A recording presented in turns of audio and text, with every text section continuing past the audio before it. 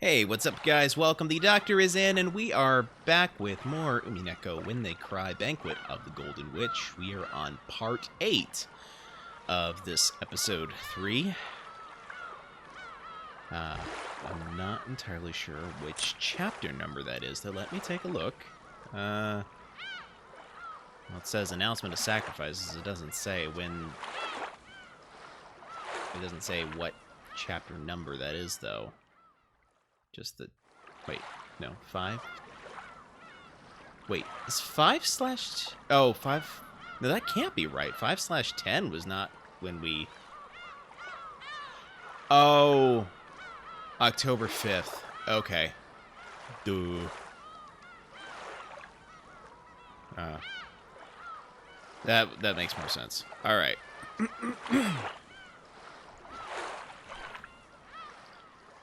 Alright, well, let us get into this.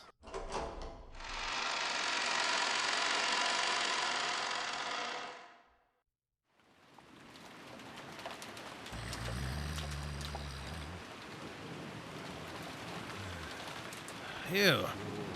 Looks like she's finally calmed down.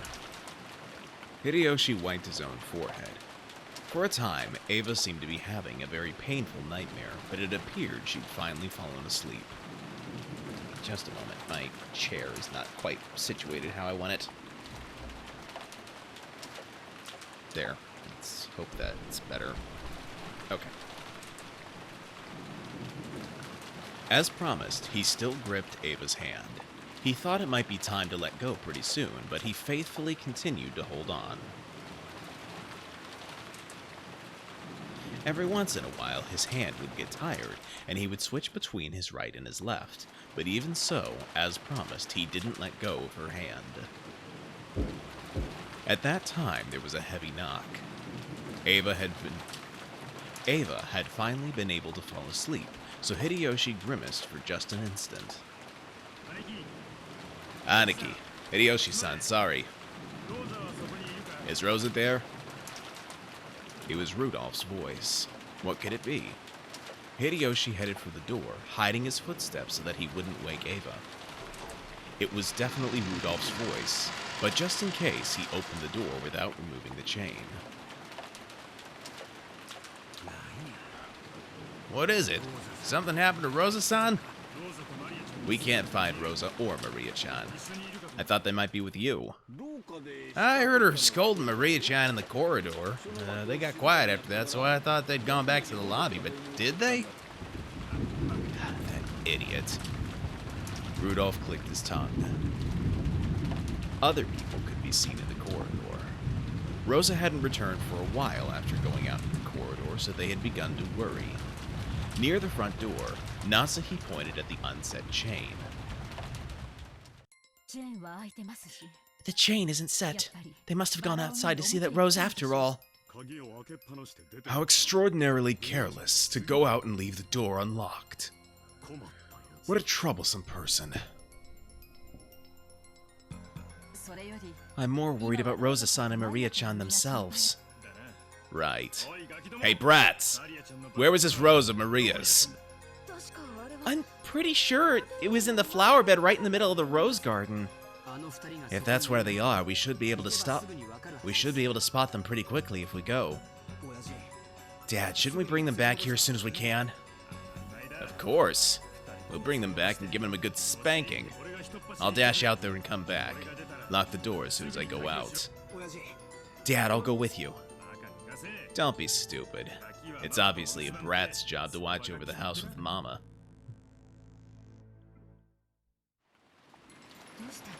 What is it? Did something happen? Sorry, did I wake you up? Seems Rosa-san took Maria-chan outside. How reckless of her. Rosa and Maria-chan are outside? In the rose garden? That's right. Oh, did you hear? Maria-chan was causing a ruckus because she wanted to see this rose. They mustn't!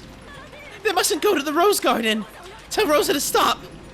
There's no telling her to stop now. Looks like they left a while ago. Seriously, how reckless of them. That's not it! Not the rose garden! There was a witch there, and she's waiting for a sacrifice! Rosa, you mustn't go! Oh! Ava cowered again, holding her head. Her complexion looked very bad. What is it? Did the fever make you dream something bad? It's a dream. Yes. In the rose garden, the witch doing that to Rosa and Maria-chan. That's right. It's a dream. It must be. Calm down.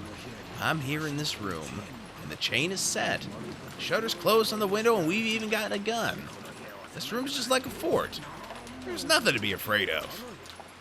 Hideyoshi beat his chest, trying to calm her, but Ava's insecure expression didn't change. Under the covers, Ava kept praying that the grotesque nightmare she had just had was only a dream.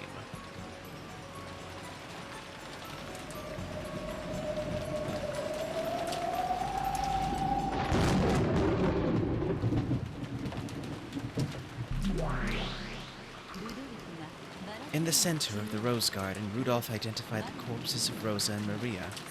After that, he returned to the guest house, called for help, and carried both of them into the guest house. If we can trust Nanjo's examination, the cause of Rosa's death was a stab to the medulla oblongata with a pointed gauge of the fence. It is thought that Maria's death was due to strangling with bare hands. However, due to the devil's proof, we cannot discount a misdiagnosis. I will say it in red. Rosa and Maria died. The causes of death were as Nanjo diagnosed. She wasn't eaten by a spider, nor was she crushed by a mountain of cake. Don't worry. So you argue that even though you toyed with her death so much, it's all fine because the corpse is neat and clean? I definitely won't forgive you. I definitely won't forget all that brutal treatment you gave Aunt Rosa. So I won't forgive you. Like I said, it wasn't me. I believe I gave them a much more peaceful death than the way she treated them. Shut the hell up. I'm not talking to you. It was stated that there are no more than 18 people on this island, and now that 8 people are already dead, we can narrow the field of suspects down to 10. One of them probably killed those 2. Or could it also be an accidental death? Like Maria was having a tantrum when Aunt Rosa tried to stop her crying, she misjudged how much power she was using and accidentally killed her. Then she was so upset that she slipped and fell, landed on the fence, and unluckily died? How's that? That way there's no need for a witch or magic.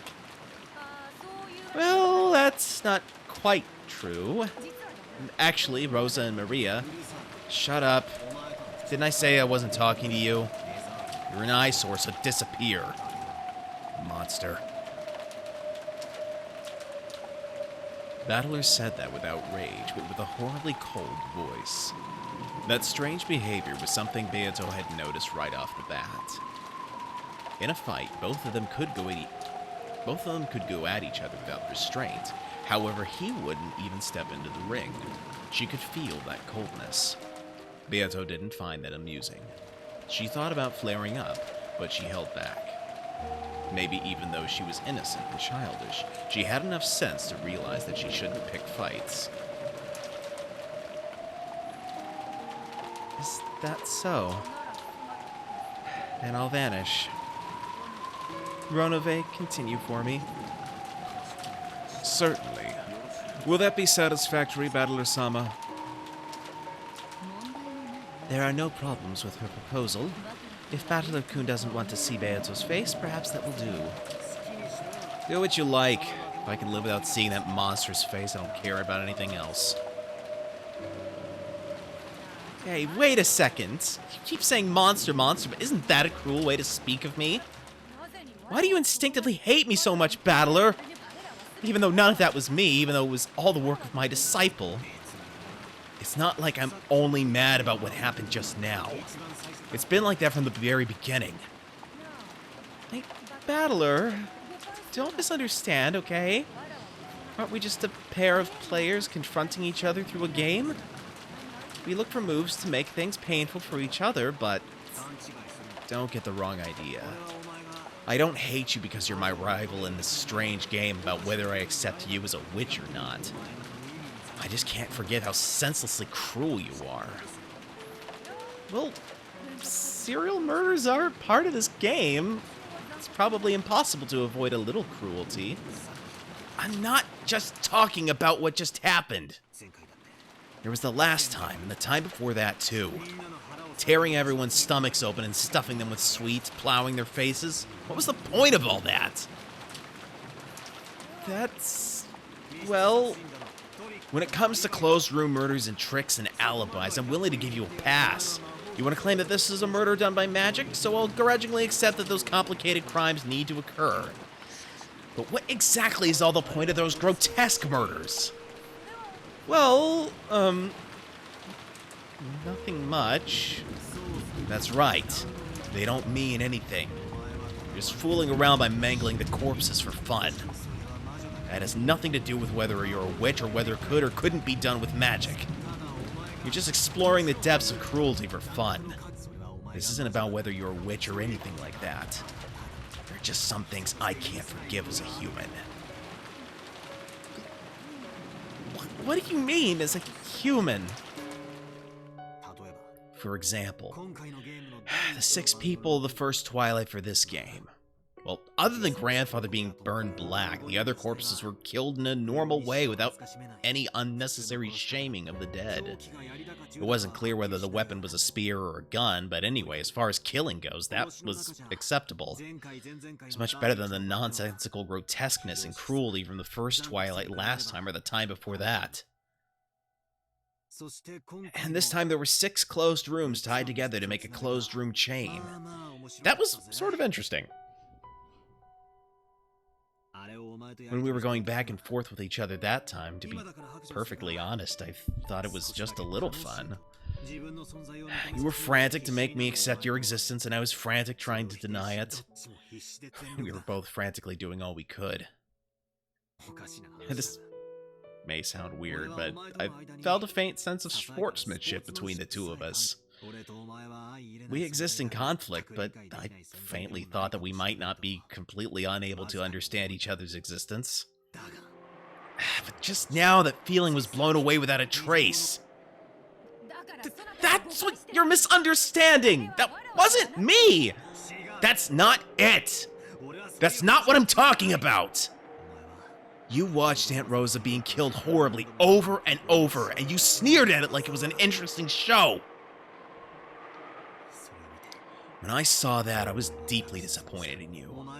When I realized that your decision to kill them in a slightly better way this time was nothing more than a faint whim, and that nothing had changed in your cruel character, I was deeply disappointed. On the contrary, you were even genuinely enjoying those brutal deaths. You weren't just acting as cruel as you could to bully me. You truly, genuinely enjoy cruelty. Your character lets you enjoy it. You said I'd probably think that Aunt Rosa being brutally killed over and over was fun. You weren't joking. You enjoyed it from the bottom of your heart, wanted me to sympathize, and said that I'd probably think it was fun. In that instant, I lost respect for you and realized the truth. The problem isn't whether you're a witch or not. I will not forgive that cruelty of yours. And I can't understand it. I can't forgive it either. Still, I'll continue this game of whether to accept or deny witches. I won't step down and accept my own defeat. However, your pointless cruelty is absolutely unnecessary for that game. So I've decided that I won't accept you as my opponent. Ronove is 100 times better. He doesn't have the same cruel hobby you do. Even if he does, he doesn't have the awful taste to show it off in front of me. That's right. You have awful taste. You're heartless and cruel, so you can't understand. That's unpleasant in an opponent, so I don't want to see your face again. As Battler went on and on by himself, Beato was shocked into silence for a long time. Maybe she couldn't understand what she was being told, and this was a sign that she was doing all she could in an effort to understand. For a while, she kept switching between angry expressions, frustrated expressions, bold expressions, as though even she herself didn't know what attitude she should take. In the end, she made her face into a candid expression, as though she had come to her senses, and shrugged her shoulders as though she was tired.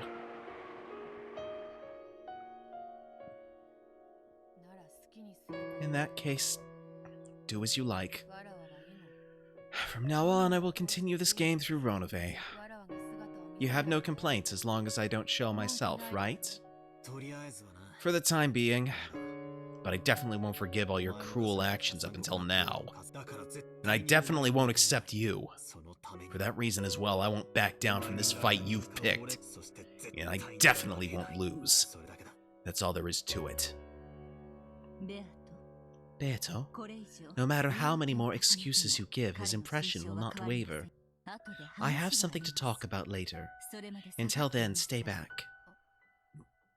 Indeed. Understood. Then I'll vanish until you call.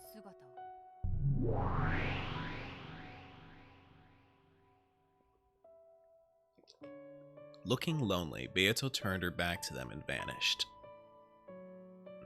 Battler watched, a slightly displeased expression on his face. He thought his argument had been valid, but for some reason his mood didn't clear up. She's an idiot. That's true. An idiot, and a straightforward one. That idiot watched Aunt Rosa get killed horribly with me, and then turned around with a huge smile on her face. She really believed that she could laugh with me at that cruel show. She really believed that I could sympathize with that emotion. Looking at that innocent smile, I felt just horrible. It would have been much better if she'd said it with a normal bullying face. Damn it. Milady has never had the experience of having a friend. In addition, she has probably never had something spoken to her that strongly. Madam and I are her attendants. No matter what we say, it will not reach her ears. For Milady, this is also... Don't screw with me. I don't remember ever becoming your friend. That's true enough. My apologies. There is one thing I would like to thank you for. Thank you for not backing down from that child's game. She spoke words of gratitude, but for some reason Battler made a displeased face. Then, as though in self-derision, he chuckled. Now that I've got even witches and demons thanking me, I'm screwed. Let's resume the game. Of course, I don't intend to go easy on you. I wouldn't have it any other way. Unlike Milady, I do not get agitated. I've already made my move. If we suppose that Aunt Rose is the culprit and died in an accident, I can deny the witch. I don't want to suspect Aunt Rosa, but I think I can bear to accept that premise if it'll beat the hell out of Beato. I will deny it with red. Rosa and Maria's deaths were homicides. Okay, let's start from there. Damn, I'm just not getting fired up.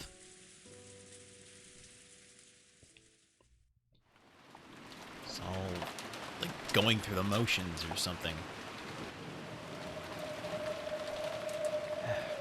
With Rosa and Maria's deaths, it was now clear that the culprit was still hiding somewhere, trying to add even more murders to this chain. As he shed tears, Rudolph scolded Rosa's corpse for being reckless several times, but Rosa would never respond to that again. They decided to place the two corpses in one of the guest rooms and to seal it until the police arrived. The second murder... No, the murder of the second Twilight had delivered a heavy blow to everyone. It had blown away the optimism that some of them had held. The thought that a crime didn't actually occur and it was all a game or a farce by Kinzo and the Serpents. Trying to distract themselves from the loss of the people they liked, George and Jessica had spent the whole time since morning talking about every possibility. And that reminds me, I think we got obituaries now, guys. Let's take a look. So we're in chapter 13, okay. Let's look at the human side. Oh, wait, did I don't know that I read Eva Beatrice's bio here, so let's read that. Eva Beatrice solved the riddle of the witch's epitaph and was hailed as the new Endless Witch, has a natural talent for magic, and is expected to grow into an extraordinary great witch. In many cases, genius witches are swallowed by their own power while they are still young. That is the trial permitted only to geniuses, and those who overcome it will surely leave their name in the history of the Endless Witch. Will she be able to overcome the trial that defeated her predecessor? Okay, now to the human side. There we go, back. Okay. Ushiromia Rosa died in the Rose Garden, with her medulla oblongata having been pierced by the spear-shaped parts of the fence. If Maria's death hadn't been murder, it might have been possible to suspect an accident. It was this very woman who became the sacrifice for the birth of a new witch. Ushiromia Maria, corpse discovered in the Rose Garden. The cause of death is strangulation, probably barehanded. Thinking about the situation, it seems reasonable to think that she was killed after Rosa, and then her blood became the red ink for the witch's oath.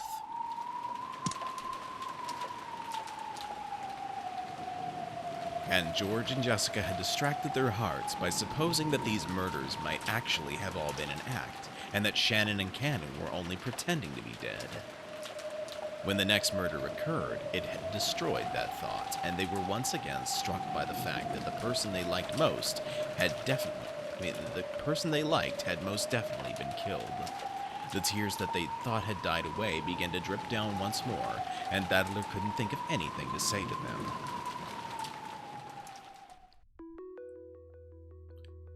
After that, all of the adults checked that all of the rooms were safe and locked, just in case. I do love this track, Dead Angle, if you want to look it up on YouTube. They made certain that the shutters on all of the windows were down and locked, and they confirmed that no one suspicious was hiding anywhere. On top of that, they checked their weapons once again, and checked with each other to make sure they were mentally prepared so that they wouldn't hesitate to fire off a preemptive shot if they saw the shadow of a mysterious person. Rosa's gun had been found near the scene of the crime. Someone had gone out of their way to leave it there, so everyone suspected it was some kind of trap. But when Hideyoshi delicately used a fire iron to fire off test shots, it was able to discharge without incident.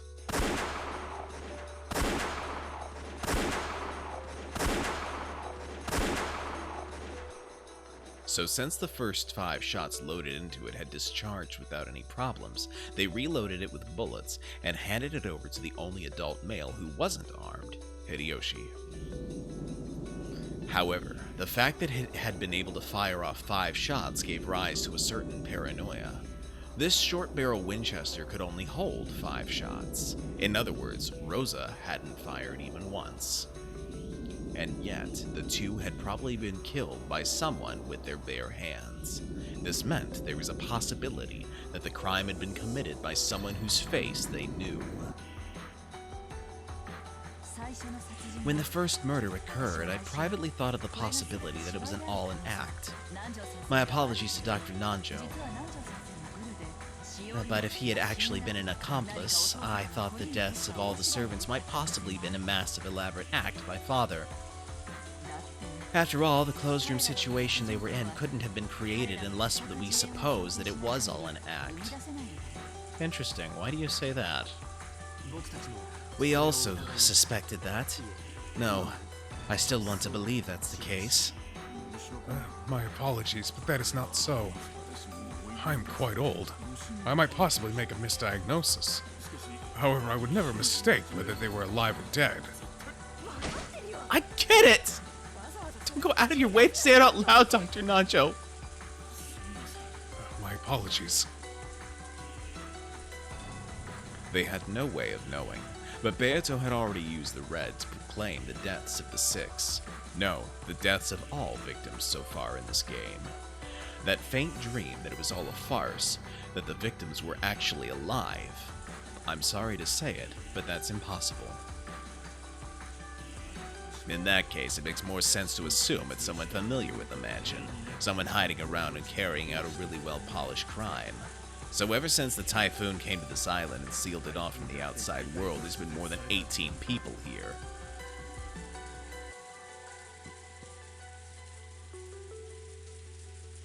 Of course, there was no way for them to know about that either. That claim of Rudolph's has also been denied in red. There are no more than 18 humans on this island. I might have a way to look at it that keeps things consistent, at least a little. Simply put, this person in hiding is someone who shouldn't really be on this island right now, and yet there's a likelihood that they were someone Rosa-san knew, someone she'd let her guard down around. So, for example, could it be a servant who wasn't on this 2-day shift? It's hard to be certain about that one. When our servants finish their work and leave the island, it isn't as though we punch their ticket or something to make sure. If we're supposing that a servant on his shift from a few days ago only pretended to leave the island and actually stayed here, that would be hard to deny. I don't think Rosa-san is such a fool. The servant who wasn't supposed to be here popped up in front of you. Who wouldn't be on their guards? I'm not even sure we should be assuming that it was someone she recognized. Maybe they suddenly attacked Rosa from the darkness and were about to steal her gun. Then Rosa fell, hit her head against the fence, and stopped moving. The guest house was nearby, and they wanted to avoid the sound of gunfire, so they killed Maria-chan with their bare hands. There's also that possibility. Still, even if that is the case, would they really intentionally leave Rosa's gun at the scene of the crime? We don't know what the culprit's armed with, but they've got to feel insecure about our guns. Wasn't that a perfect chance for them to thin out our supply? Why would they intentionally leave it at the scene of the crime? At first, I thought that gun was a trap. That's what chessboard thinking says it should be. By purposefully leaving it, they wanted to make one of us touch it. And they must have wanted to make us pull the trigger. I was sure that something dangerous had been done to it to make it explode and cause massive injuries. But it was actually okay. Culprit probably panicked. I'll bet that right now they're regretting that they missed their chance to steal a gun. I don't like it. It ticks me off like it's a message from the witch saying she isn't even scared of guns.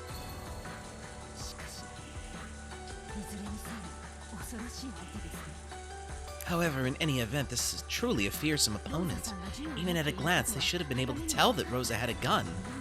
To think that they attacked her despite that. The fact that they are unafraid of guns should not be taken lightly. Indeed. It is as Natsuhi says. We should probably be even more cautious than we have been. This is just for peace of mind, but at the time we think Rosa-san was attacked outside. Where was everyone? Natsuhi and I were here, along with Rudolph and Kyrie-san. I can guarantee their alibis. Ava and I were together. I can guarantee that. George, Aniki, Jessica, and I were together. When Aunt Rosa yelled at us to return to the second floor, we retraced our steps back to the cousin's room, all dejected. Back then, if we hadn't let Maria go... Saying that isn't going to change anything. Dr. Nanjo? I was reading a book in a room on the second floor. I was by myself, so no one can verify my alibi. But I believe everyone saw me return to the second floor with the children. Once I say this, it'll never end. But what if you jumped out the window, attacked Rosa, then climbed back up using a rain gutter or something? Don't be absurd. How could I perform a feat such as jumping down from the second story or climbing up with this old body? Not to mention, I don't think a rain gutter would hold his weight. Let us stop suspecting each other. It's more important that we trust each other and, for the children's sake as well, defend this place until the very end. You're right. It's like Natsuhi-san says. For now, let's stop suspecting each other. That's right. We may be useless as far as searching for the culprit is concerned. We can only stay alive until tomorrow, inform the police, and follow their instructions. Because the police will definitely expose who the culprit is.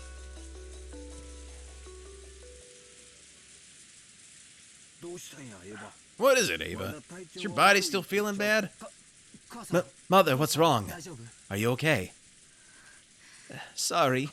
It looks like my fever is still strong. I'll be fine, so leave me alone. When they looked, they saw Ava staring at the floor, her breathing harsh again. She had been able to act firm for a time due to the urgency of their situation, but it seemed her body wasn't at its best after all. Yeah, I killed those two. Now we're the only ones who know about the gold. I won't give up even a scrap to the other siblings. What have you done? There was so much of that gold, right? Giving Rosa and the others their share wouldn't have been a problem at all, right? It would. That gold is to be passed on only to the head of the Ushiromiya family.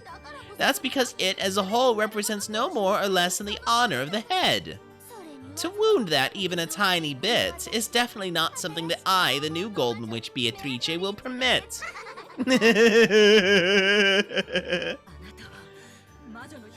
Do you plan to continue these murders according to the witch's epitaph?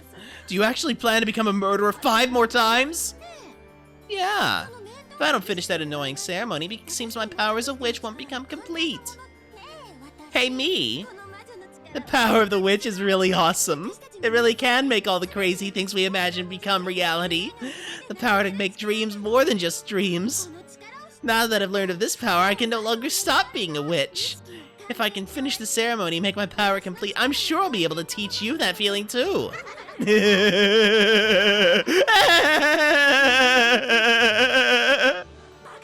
Stop acting like a fool! Haven't you played at being a witch enough? We found the gold, and we haven't been promised the position of... And we've even been promised the position of the successor. Oh, that's a mouthful. We'll probably need a tightrope walk just a bit by now. That's a dream that will definitely come true. Beyond that, what more could you wish for? I wanted to become a witch. I don't give a damn about that dream. That's right. Because I kept holding on to that dream, I've lived at this age forever. When you became an adult, you threw that dream away. No matter how long you wait, the rabbit holding a clock won't visit you, and you won't be able to meet Humpty Dumpty. Of course, you definitely won't be invited to the land of cards, because you gave up and accepted all that. You became an adult. So you don't want to become a witch or anything like that anymore? You've even forgotten that it truly was your own dream at one point. Anyway, stop it! I've already gotten my hands on 2 dreams. The gold and the position of the head. That's more than enough. So please, your dream has nothing to do with me. Stand down! No way!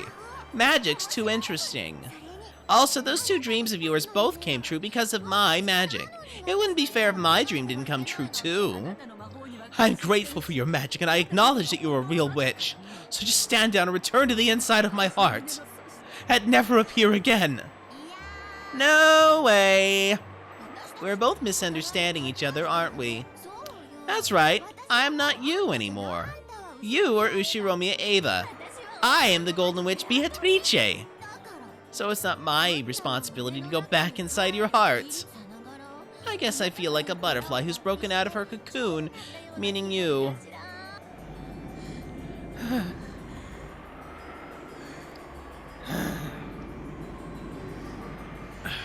The fever. It's making my mind cloudy. My inexperience with magical powers forcing me to support it with your vitality. Until I finish this ceremony and become a full witch, you might have to bear the burden. I'll take that as payment for making 2 of your dreams come true. It's fine, don't worry, okay? For the remaining 5 sacrifices, I'll avoid your family. Let's see, Rudolph, Kyrie, Kraus, Natsuhi. After that, what about that old geezer, Nanjo? Perfect, I'll kill those 5 people. Could you call this a murder announcement revealed only to you?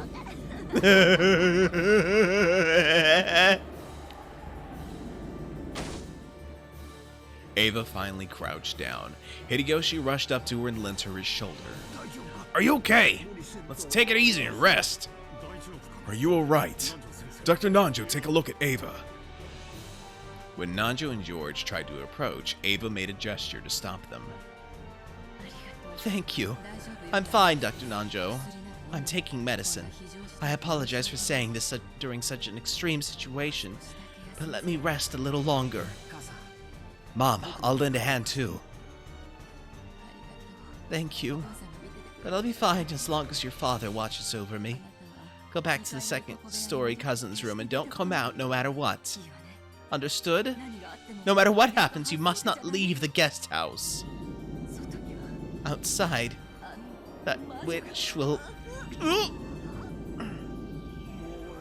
Don't talk anymore.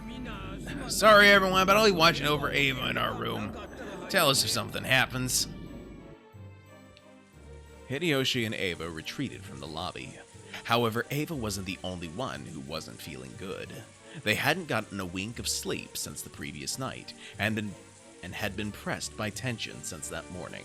They were mustering their energy to protect their families, but if they relaxed even a little, surely everyone would be down and out.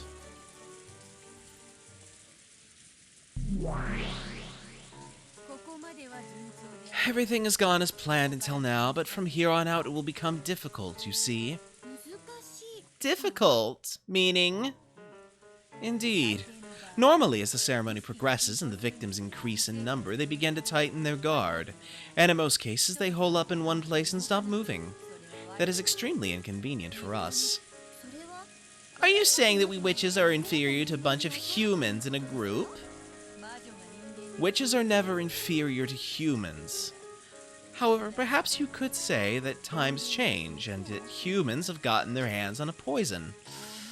This wasn't a problem long ago when people believed in witches, but just like that annoyance battler, people in the current era deny magic on a fundamental level. In other words, their existence itself is anti-magical. As a result, at some point, they grew to possess a toxin inside their bodies that denies magic. In other words, you're saying the more humans there are, the stronger that magic-resisting toxin gets, and the greater the disadvantage is for us witches. The combined amount of power in their hearts that denies magic, in other words, their magic resistance power, becomes the denominator in the equation of your magic's power. Understand? Is that a bit too difficult for you? You're joking. Actually, I understand it easily. In other words, you're saying that the more people there are who don't believe in magic, and the stronger their will is, the more effects of our magic are divided. Yeah, if it's so formulaic, I'll have to rethink my method of attack. Fundamentally, magic possesses a vast power. It can even make a rain of fire fall from the heavens or divide a sea, and reviving a lost life isn't impossible either. However, that power is extremely weak against the toxin that rejects it. And if that toxin started piling up in humans ever since the time they forgot to respect things sacred, And that toxin started piling up in humans since the time they forgot to respect things sacred, until finally this earth was covered with enough toxin that the miracles of magic could not be displayed. Thus, witches from across the world were chased from their dwellings. They had been forced to choose to throw away their magic and live as humans, or else live in hiding in remote areas where the toxin of humans didn't reach. In that sense, Rokenjima, with its population of only a few dozen humans, was extremely favorable for witches. And even more favorable was the existence of the ghost story about the witch who lived in the Rokenjima forest. In other words, by permeating the island with the fear that a witch might exist, the magic-resisting toxin from the humans was weakened. A small population, and room for them to acknowledge magical beings. In other words, minds that were only weakly anti-magical. Only by existing in the valley where those two converged could a witch live in modern times.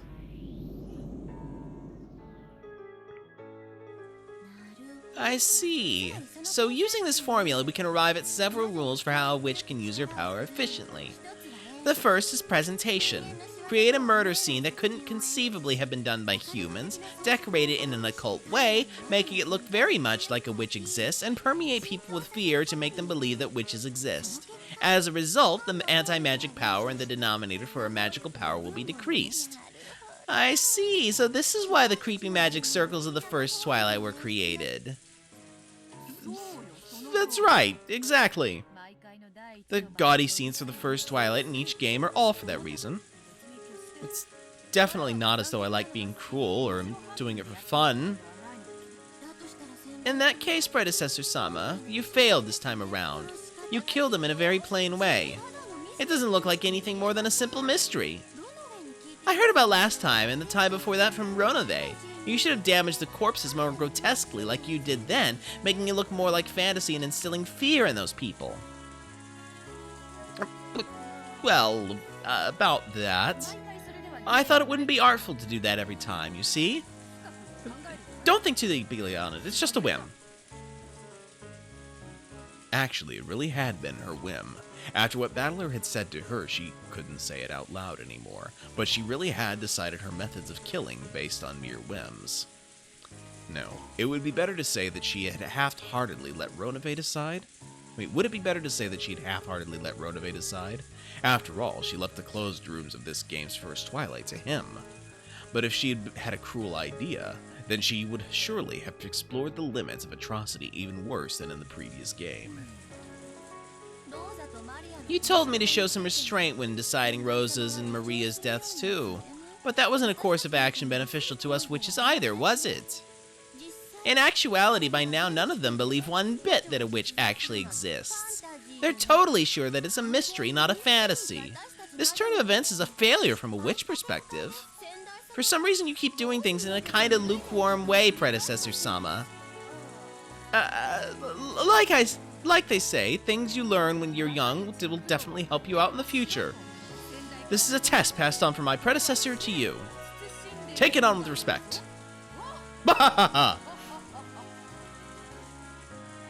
Beato tried to laugh heartily, but it was obviously the fake laugh of someone trying to cover something up, and the new witch shrugged with a sigh. At this stage, it's probably too late to create a scene and reduce the anti-magic power. In that case, there's another move. Getting the humans to split up should work. Indeed, that is probably the most effective way. The smaller the number of humans, the more the denominator shrinks. As a result, the magical power functions instantaneously. In other words, it all begins from one point: how to destroy this barricade situation, have them split up into small groups. However, they are already very cautious. The barricade won't be destroyed easily, right? Both the barricade in Kinzo's study 2 games ago and the barricade in the parlor last time were very stubborn. Furthermore, most of the cunning adults still remain this time. This situation is more difficult than all the ones before, I'd understand. If you wish, I could give you some special advice. In a closed circle when the first murder case occurs, the survivors always hole up, gathering together to observe each other and ensure their safety. Funnily enough, not only do mystery authors and murder culprits worry about how to break that situation apart, but so do witches, who supposedly exist at the other end of the spectrum. For a while, the new witch poked her cheek with her pointer finger, and after acting as though she was planning something, she spoke. No, I'm fine. After all, it is a test. I won't borrow your moves. Really? Still, it will be rather difficult to defeat this barricade, right? I've already made my move. I'm pretty sure it will work. And it'll definitely work on someone smart. Is that so? You really are excellent. I'm pleased to see that my disciple won't be causing me much trouble. My motto is to study things myself before asking other people. Then, if you would excuse me, I have to wait for my prey to get lured out. Indeed. Well then, handle it with care. As the new witch lowered her head, her face blank, she turned into gold butterflies and vanished. Beato didn't look happy at all.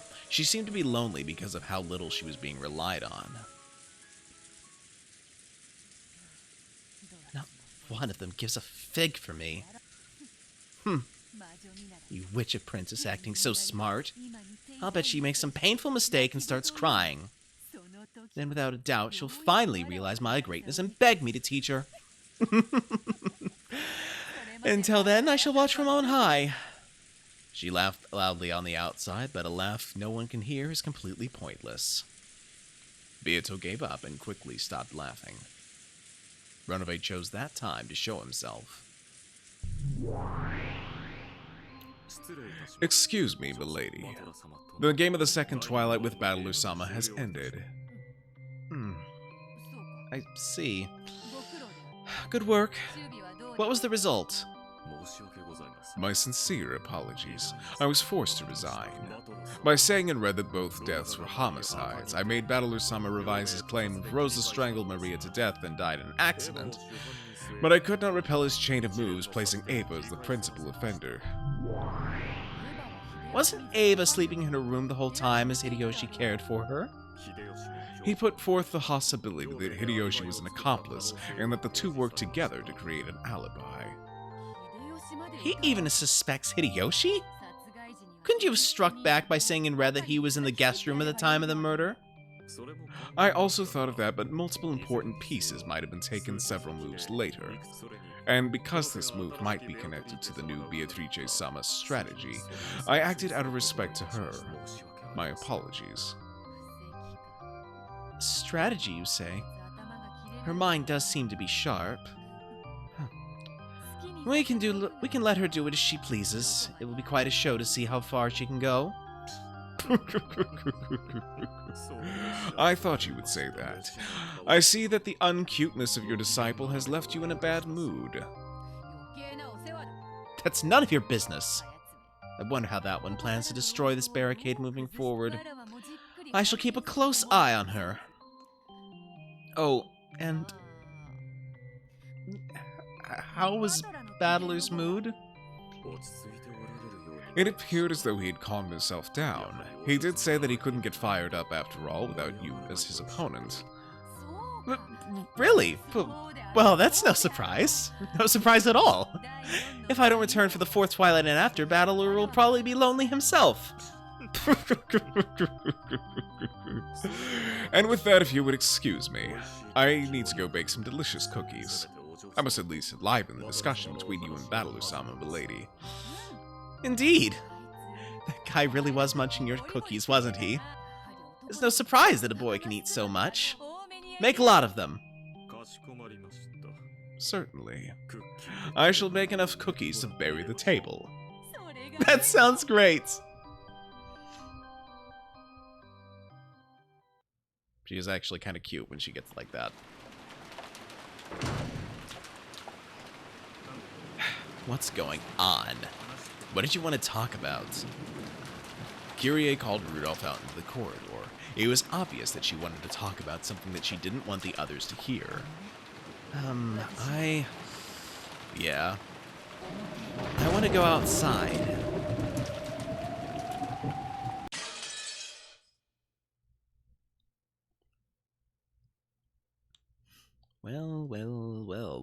would she want to go outside? That is indeed the question.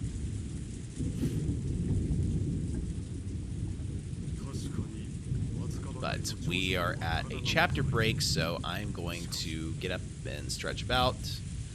So I'll be back in just a few minutes. If you're subscribed, you'll see the Be Right Back screen. If not, you'll see some ads. But either way, I do appreciate your patience.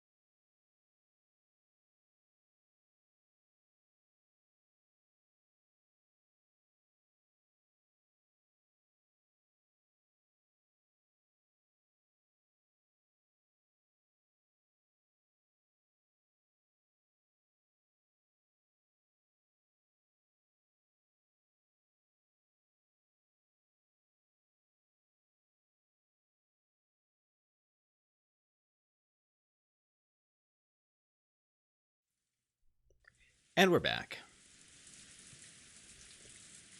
Certainly the body cannot last with nothing more than a small breakfast, but Of course, we understand. Still, as time passes, it'll get darker and darker out. It's probably at its brightest now. It's the most convenient time. Only about an hour has passed since Rosa-san was attacked. This is simply too reckless. It was only natural that Natsuhi was yelling about recklessness. Excuse me.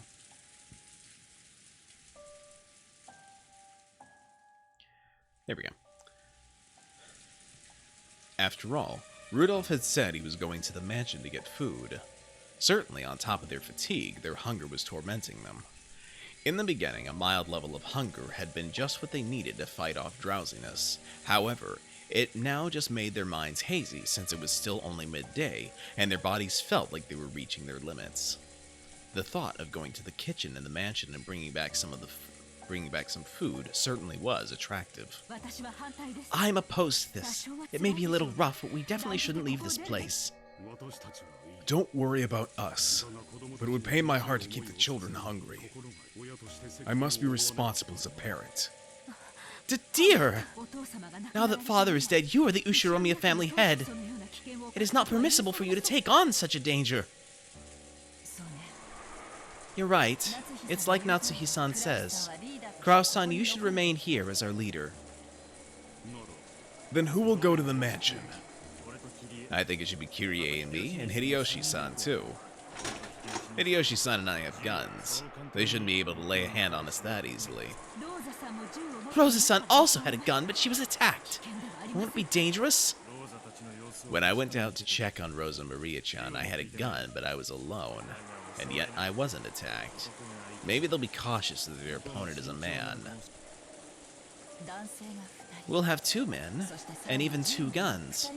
Those 2 will act as guards, and I'll transport our cargo using a cart. I believe the situation will be significantly different than it was for Rosa-san. If you're counting on me because I'm a man, I'd be happy to help. I may not look it, but I'm built up pretty strong from pushing food stands around. Leave the heavy lifting to me. You men can devote yourself to guarding. There's a folding cart in the servant room, and using that, I should be able to handle carrying the food. Of course, we'll be careful, and if we can succeed in this adventure just once, there won't be any need for us to take risks again. Is there any way I can get you to rethink this? It may be painful for everyone to deal with empty stomachs, but even so, we do not know what is happening outside now. We'll take care. And Ava's feeling pretty darn bad right now. Can't let her stay hungry. Her stomach's empty, she can't take her medicine. I have to go out for Ava's sake as well. How is Ava? Looks like she's finally gotten to sleep. She has a high fever. We just leave her be for a while. You can't just stand still when it comes to your wife's health.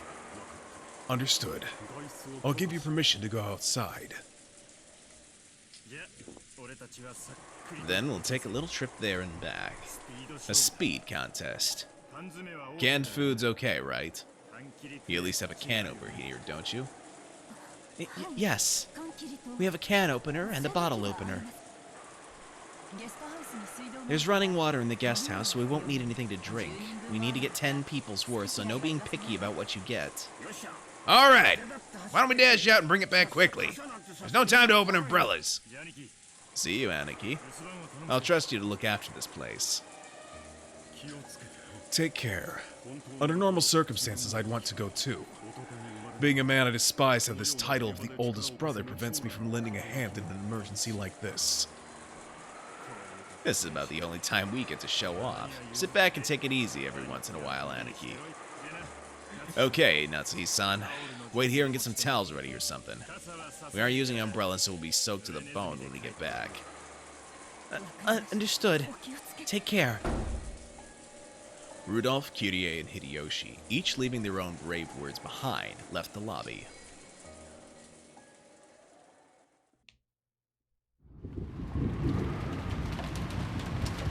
Compared to the time Rosa and Maria had gone outside, the winds were much stronger. Rudolph's group of 3 people jogged through the rose garden without umbrellas, holding their guns in a folded cart. If everything had been still and quiet, without the wind and the rain, they would probably have kept their ears open and moved with caution. But in this rain, even if some suspicious person was hiding nearby, it would be difficult to notice them. Because of that, it had been Rudolph's plan to instead dash through the dangerous area. If there was a chance that their opponent was equipped with a gun, then walking slowly with their guard up would only make them targets. Taking swift action was probably the correct choice. The Rose Garden. Feels like we're just asking to be attacked. Please let nobody get come out of there. Even as Rudolph and Hideyoshi continued to run, they looked around restlessly, vigilant of their surroundings. Rosa and Maria's deaths had not been caused by a projectile weapon. However, it was easy to suspect that the servants had been killed in such a manner. Will they come flying out of the dark, or will they take careful aim and snipe from the shadows? Either way, they couldn't relax their tension for even an instant. But even so, when they reached the overhang in front of the entrance to the mansion and escaped the reach of the raindrops, they felt themselves breathing a sigh of relief. No problems for the first step. Unlike how it was for Rosa-san. Maybe they can't get their hands on us easily. I'd like to believe that. Kyrie, unlock the door while we keep a lookout. Sure. Returning home to the mansion with a pair of SPs makes me feel just like an executive. If we had a welcoming party with servants with a red carpet, it'd be perfect. A welcoming party, huh? You never know. Be careful. As the two cautiously surveyed their surroundings, Kyrie unlocked the entrance with the master key she had been given. It's open. Hideyoshi-san, could you take the front? I'll keep an eye on the rear. Understood. Kyrie-san, try not to move from my shadow. Okay, let's break in. Rear guard, roger that. Covering. Ah, men. Even in a situation like this, you're just playing around, aren't you? Give it up. That's how men are. Seriously, though, that stench is awful.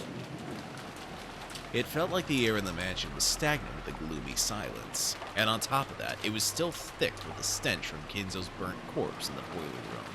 And they were struck with an uncontrollable desire to leave the mansion. No problems in the front. Just a short dash to the kitchen. Let's finish this quickly and head home. This suit will get fumigated with Dad's stench. The three of them dashed towards the kitchen.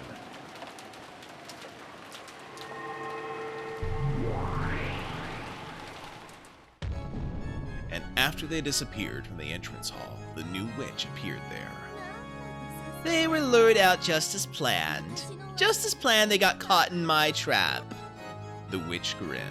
Thinking about it now, no matter how unbearable their hunger had grown, it hadn't even been a few hours since Rosa and Maria had been attacked and lost their lives. In that case, why had they needed to recklessly leave the guest house? Until that question could be dealt with, the only answer was that they had been called out by the witch's magic.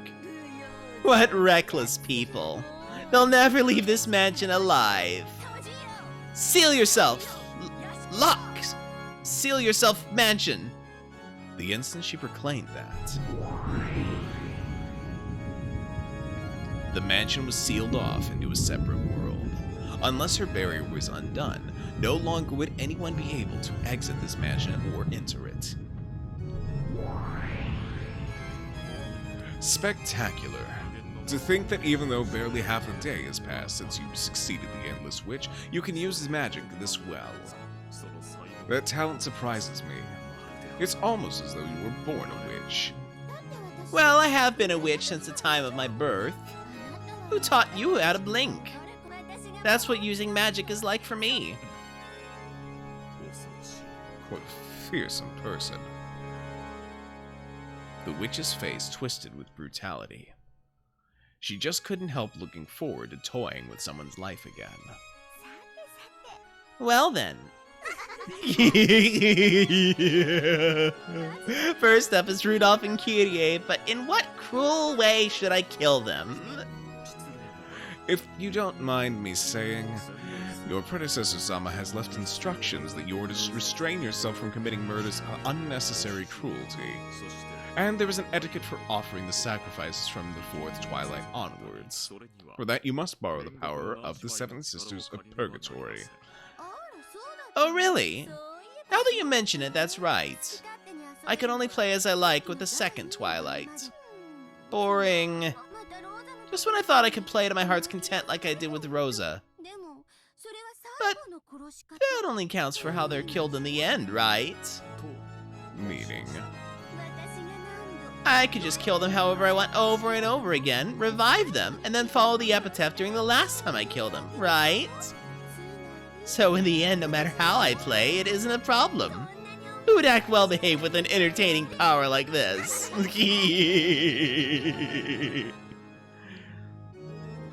Her absurd argument was, for an endless witch, an extremely valid one.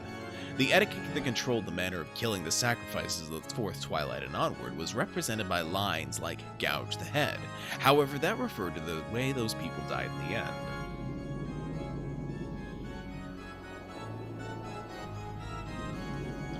In other words, in the process leading up to that, she was free to tease and kill them however she wanted. She just had to keep on reviving them, and follow the rules only when she killed them the final time. Though Ronove felt that her innocent cruelty was part of her talent as a witch, he was beginning to notice an innately brutal side of her.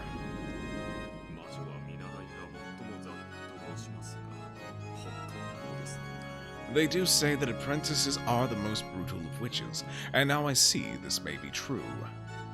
Do as you wish, is what I would like to say, but here it may actually be wiser to show restraint. They have guns.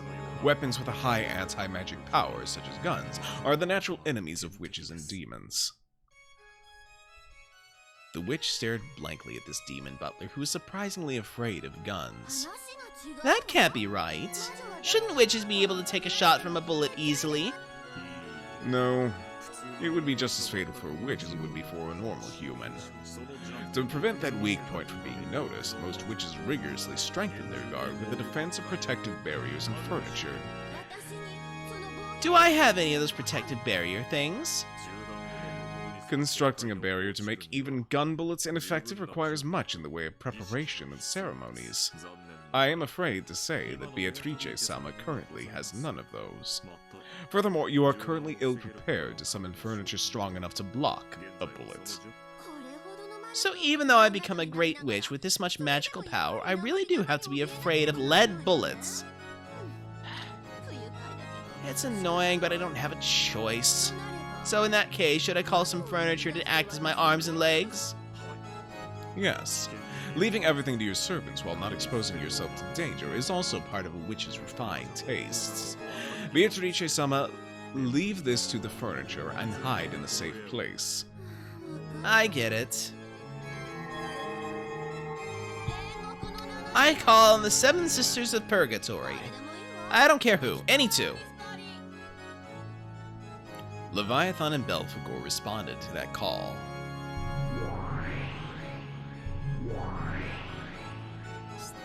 Leviathan of Envy right here.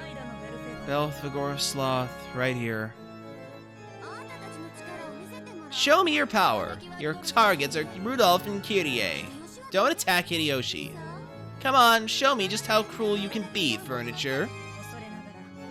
My apologies, but we received orders from the predecessor Sama to refrain from unnecessarily cruel actions. But I think the predecessor Sama's order does give us some leeway to tease them. Do you still want to go through with it?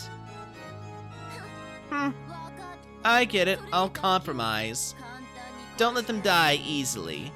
Thoroughly corner them and let them taste the fear of death before killing them. Will that be okay, Ronove? Yes, depending on the degree, I do not believe there will be a problem. Then go!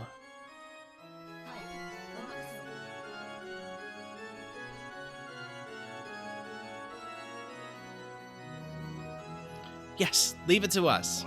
Your opponents are armed with guns. For those such as you, dodging them should be easy. But if you are hit, the wound will be fatal. Proceed with an appropriate level of caution. Don't worry, we aren't that incompetent.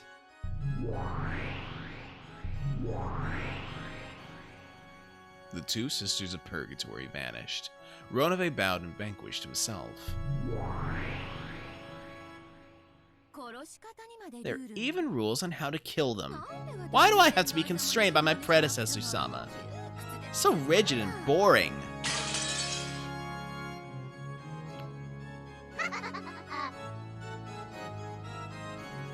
As the witch looked up at the portrait of the predecessor Beatrice hung in the hall, she cursed.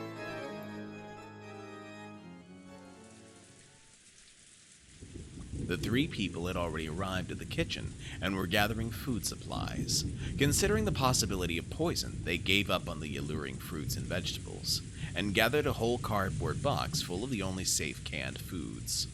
It was very heavy, but by piling it on the cart, they could carry it well enough. This should be more than enough for 10 people to hold out until tomorrow's breakfast. That should carry them until the boat arrives.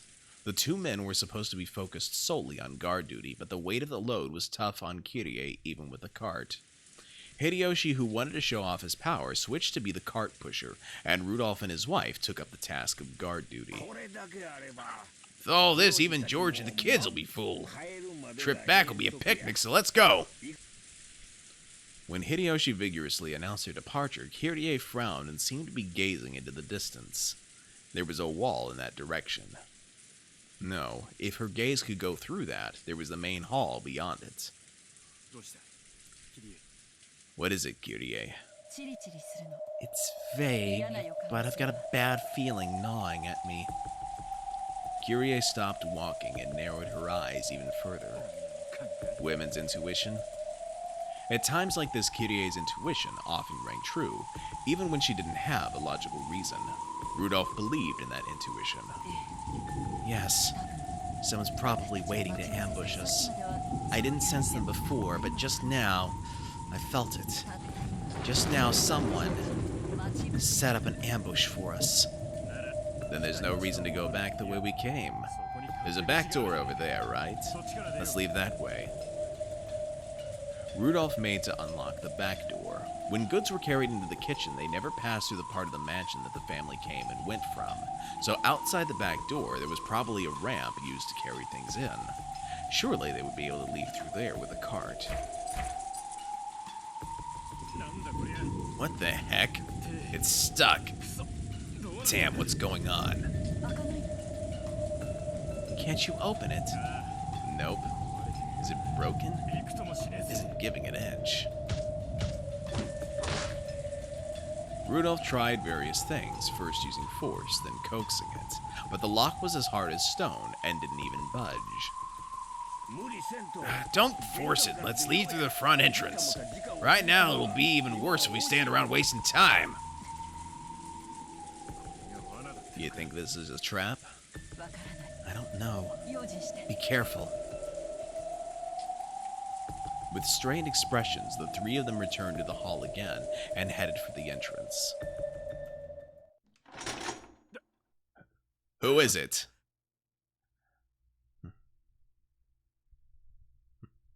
This is a concierge.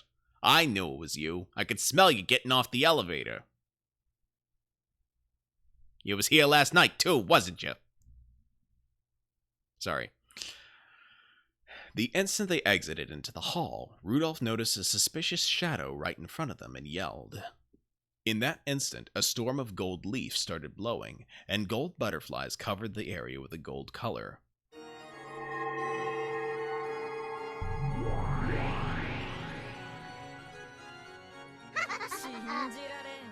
I can't believe it. A lowly human predicted our ambush. It isn't my fault. I was hiding my presence. Don't hesitate. Fire! The two guns spouted fire. The lead bullets blasted right through the magical defense of the pair as easily as though it was a wet paper wall, but the two figures that should have been there had disappeared. Certainly guns were frightening objects for them, but there was no need to fear as long as they weren't hit. they had at least enough speed to dodge those. Wait a sec! You won't even give us a chance to say our names? This is why I hate humans! Leviathan was a full 10 meters from where she had supposedly been, popping her head out from behind the pillars in the shadow of the staircase and protesting. In accordance with Beatrice-sama's orders, we will hunt you down. Her orders tell us to make it take some time and to tease you. You are free to resist, but know that it will be useless. Hello there. Hello there, Reeve. Thank you for joining. How's it going? Glad to have you here. Good to have someone in the chat.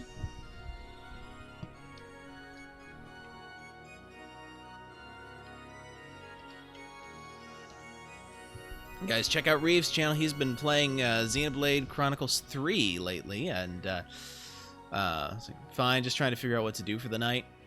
Gotcha.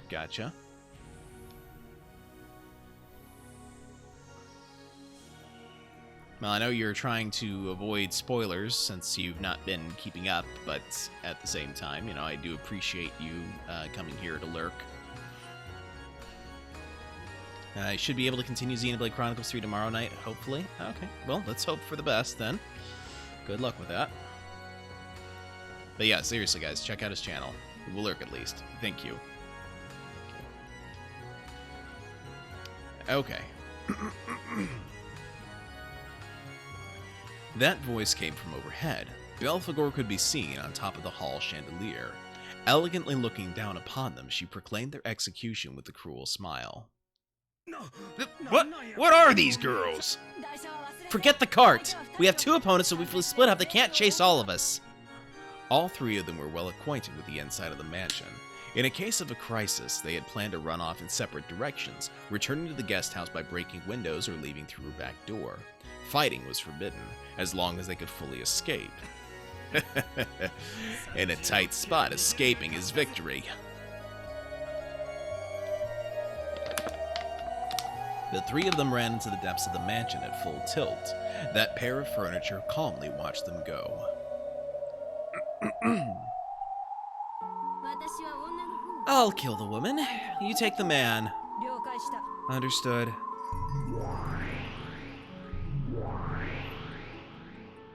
The furniture in the shadows of the pillars and on the chandelier made their figures explode, and leaving behind only the sound of a hopping beetle knocking against the wall, they pursued their respective targets. Their speed was overwhelming, and they easily blocked the others' paths of retreat. Let's see what this furniture's got. I hope they're at least able to amuse me. Beatrice-sama, it may not be prudent for you to reveal your form unnecessarily. And you don't unnecessarily move your king away from the center. That's part of a monarch's and a witch's dignity.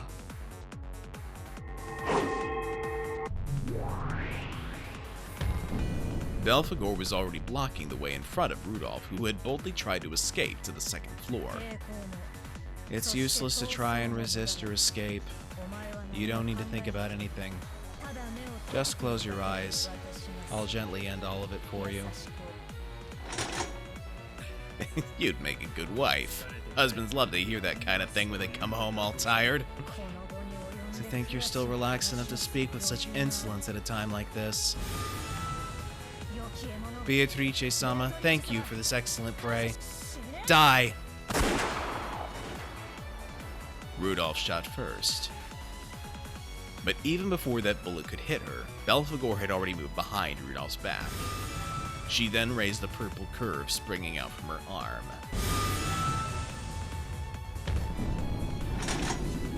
However, incredibly, before that arm could decapitate Rudolph, he had swung his gun behind him. The barrel remained pointing behind his back from the same motion with which he had reloaded the sawed-off gun one-handedly. It was pointing right at Belphegor's chest.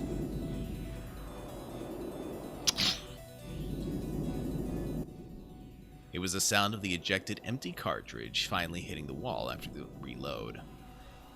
In other words, it meant that the next shot was already fully loaded. Without turning around, his gun pointing right at Belphegor's chest, Rudolph grinned. Not bad. for a middle-aged man. Don't look down on a generation that loves old westerns, okay? You brats don't know anything about the refinement of a lever action.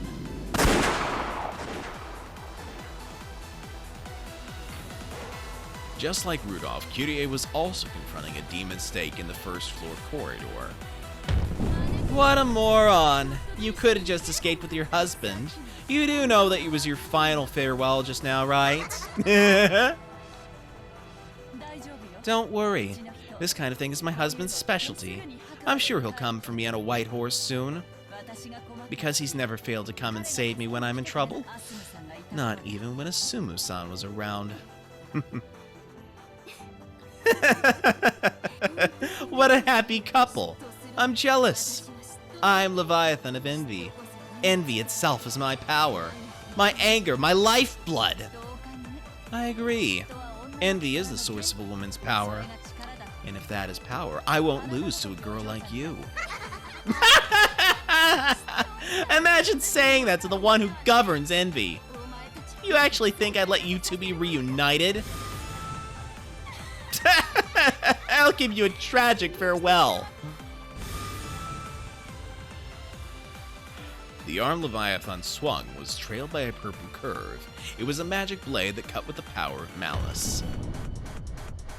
Kyrie blocked it with her gun.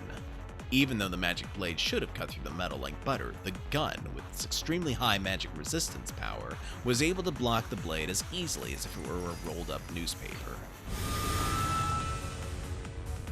Rapidly, 2 times, 3 times, it blocked all of them.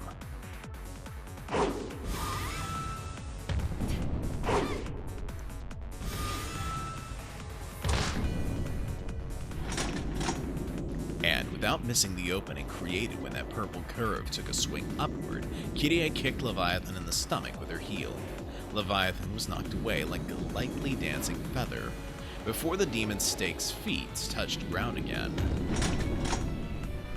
Kyrie was already pointing her gun directly at Leviathan in midair. From that position, the 2 women who had called Envy a form of power met each other's gaze. Can you do it? Can you pull that trigger? I can be brutal when my husband isn't around.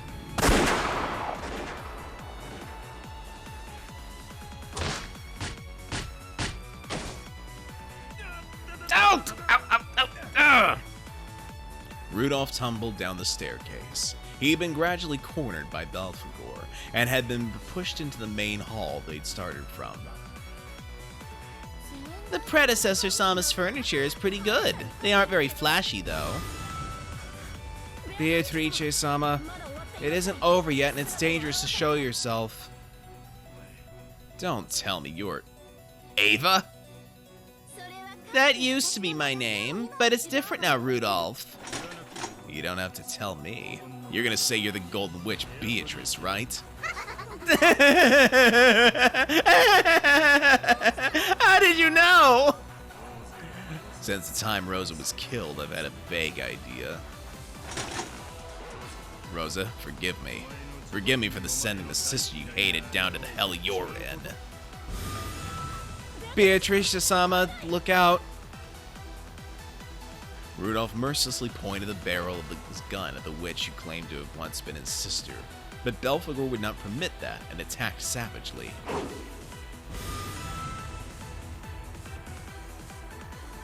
She dashed, disappeared, and headed for Rudolph's back.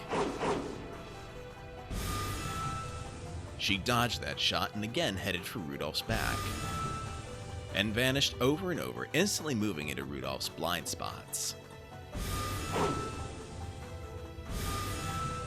It was almost like she was a fairy. As she blinked in and out of vision, Belphegor incessantly drove towards Rudolph. Maybe this is kind of fun. Rudolph, let me sit back and watch to see how long your brave efforts last you.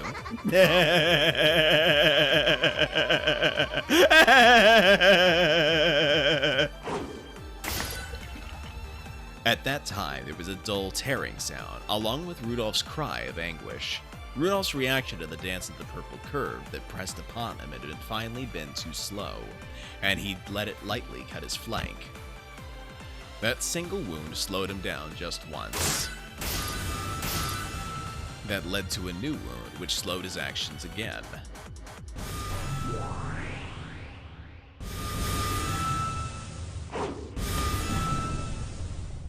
Belphegor's dance began to swallow Rudolph whole. Watching Rudolph's body gradually get carved up, his former sister let out a shrill laugh.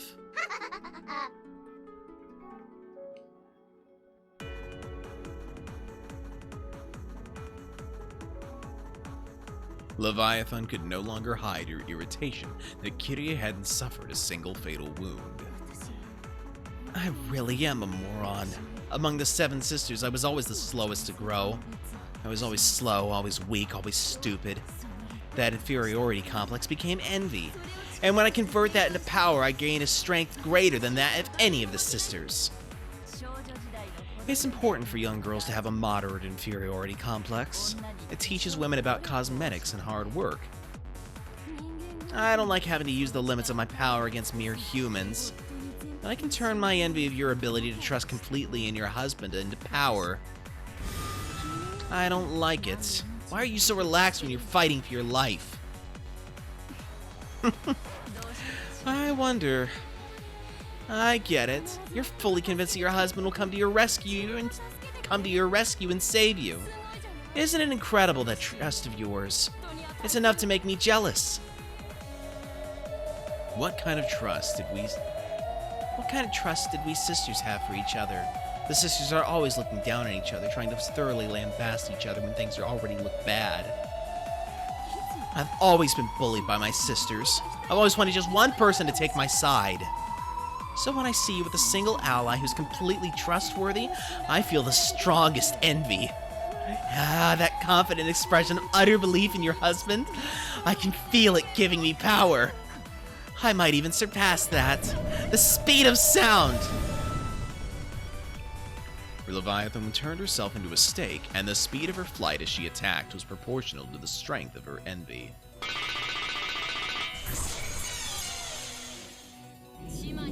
Since the day my sisters looked down on me, I was jealous from the bottom of my heart to the other 6 who grew quickly. I was jealous for 7 days and 7 nights. You can see the power I gained as a result in my speed. Die, Ushiromiya Kyrie!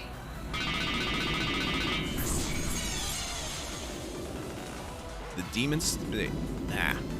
words. The demon's stake. Again, let me hydrate. Maybe that'll help.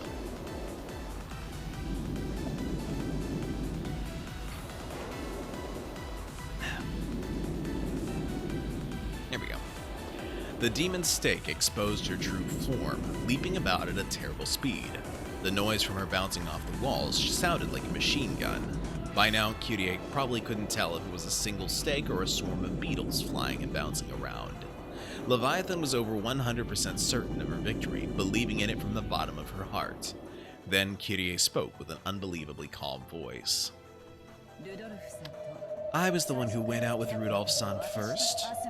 Asuma-san blatantly cut in between us, and shrewdly got pregnant. I don't blame Rudolph-san. That woman used her body as a weapon to seduce him and then acted even more repulsively, cornering Rudolph-san and forcing him to get engaged to her. Asuma-san had been carrying Battler-kun, and at the same time I also was carrying a boy. As fate would have it, our delivery dates were on the same day. Then Asuma-san gave birth to Battler-kun, but I had a miscarriage. I think about it sometimes. What if Asuma-san had had the miscarriage and I had been the one to give birth? Would Rudolph-san have broken off his engagement and married me? But I couldn't give birth to my child. So until Asuma-san died and until I got pregnant with Ange, I cursed Asuma-san and was jealous. Let Asuma-san die. Then I want him to marry me. In my envy, I kept cursing like that over and over until Asuma-san finally died. I was certain that if I used the power of magic to curse and kill Asuma-san. But that didn't quell the flames of my envy. Don't tell anyone, okay? Every time I look at Battler-kun, I remember that woman. Every single time I look at him, I think that if only my child had been born, he would be the same age. I'm still jealous of her, tormented by her. Even now and from now on, into the future for all eternity. You say you were jealous of your sisters for 7 days and 7 nights? That's right. Don't make me laugh, little girl. How could you understand the madness of a woman who's burned with envy for 18 years?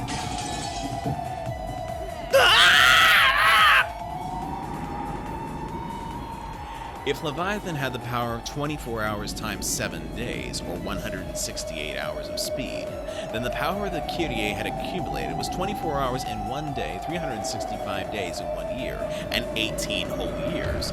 Even without counting leap years, that was 157,680 hours. Compared to Leviathan's power and speed, it was more than 938 times greater.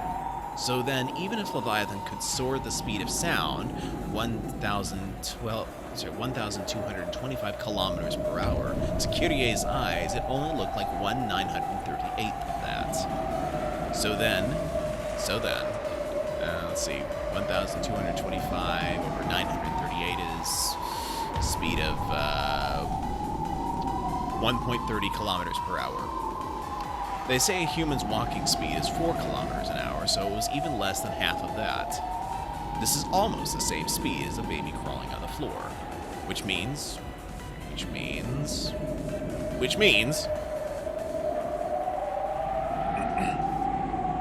In the time it took the demon stake to move at the pace so slow that you could count all the bits of dust floating through the air, Kyrie looked at it with pity. She pitied the slowness at which it came towards her.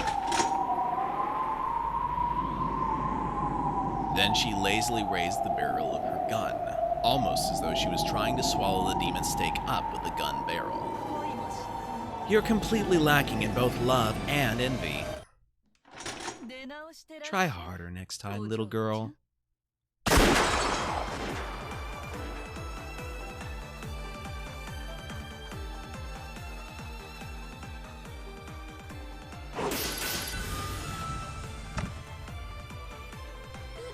Rudolph, what happened to all that vigor from a couple of seconds ago? You're supposed to slice up a fish while it's still flopping around. After it dies, it isn't interesting anymore. That's enough. Why not kill you now? Damn it. I'm surprised you managed to endure this long after being carved up. That's enough. From now on, you don't need to think about anything. I'll steal away your life painlessly. Wait, there's a favor I want to ask. At the very end, I want to do one of those. What do you mean, one of those? You know, that thing you see in all the westerns. You start with their backs together, walk 3 steps, and then bang! A duel. Very well. If that will satisfy your regrets in this world, I'll accept. Rudolph moved his wound-covered body and turned his back to her. Belphegor responded and turned her back to his. Belphegor had an honest nature that was uncommon in a witch's furniture. Let me warn you, even if you press the barrel of your gun between my eyebrows, I can move instantaneously, even faster than you can pull the trigger and have the bullet reach my skull. Yeah, I can feel that already. You're faster than a bullet. I have agreed to this out of respect for your courage in challenging me to a duel despite that knowledge. Thank me. Well, you're an honest and principled person, and a good woman. You might just steal my heart away. Let's begin. 3 steps will do fine, yes? First, 1 step. 2 steps. 3 steps. Is that okay? Yep. And since you still haven't noticed after walking 3 whole steps, it's my victory, miss. What?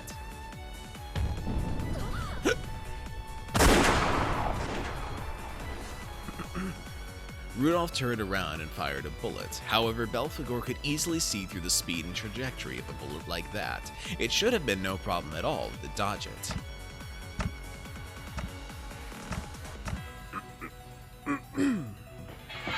But a spray of fresh blood flew about.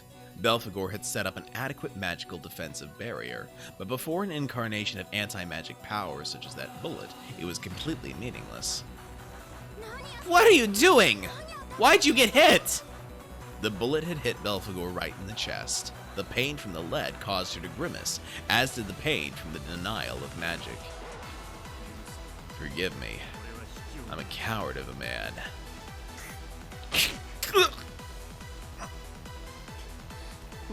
What a killjoy. To think that furniture of a witch could be defeated by a human.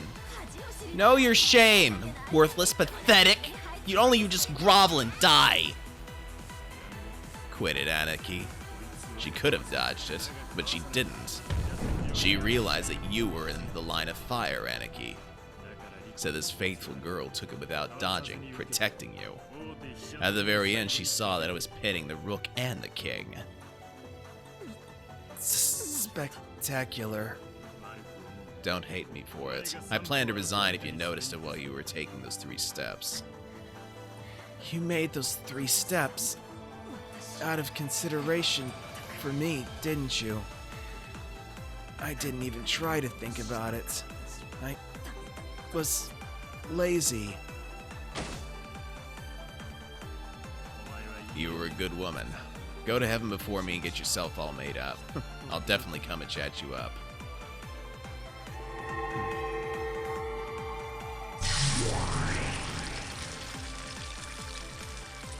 As Belphegor slowly fell over, she lost even the power that kept her in human form, and she grew small, like gold dust, melting into thin air. At that point, Kyrie dashed in. It seemed that she had somehow defeated her pursuer by her own hands. As she pointed the barrel of her gun straight at the witch, she ran up to the wound-covered Rudolph. Are you okay? Were you chatting someone up just now? Yep, a good woman. No match for you, of course. Sorry, Anarchy. It's checkmate. The 2 of them pinned the witch down the barrels of their guns. Worthless furniture. To think they'd be beaten by human opponents. Worthless. Stupid. Boring. Beatrice-sama, we should retreat from now. There's no furniture or barrier to guard against bullets here.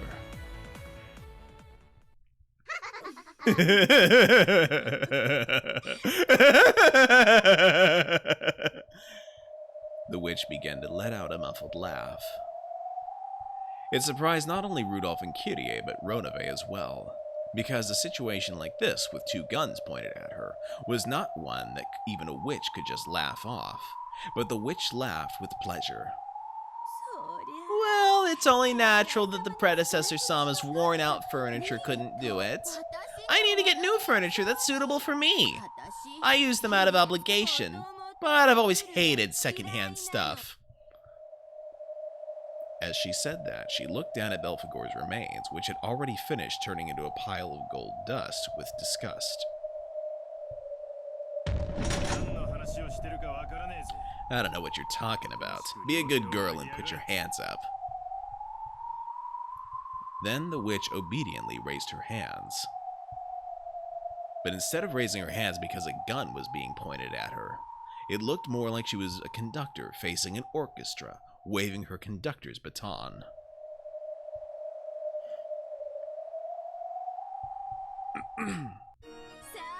Come, arise, furniture suitable for me.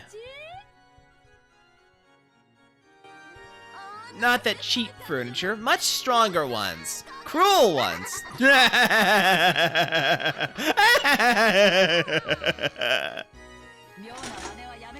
Stop this bizarre act. I'll pull the trigger.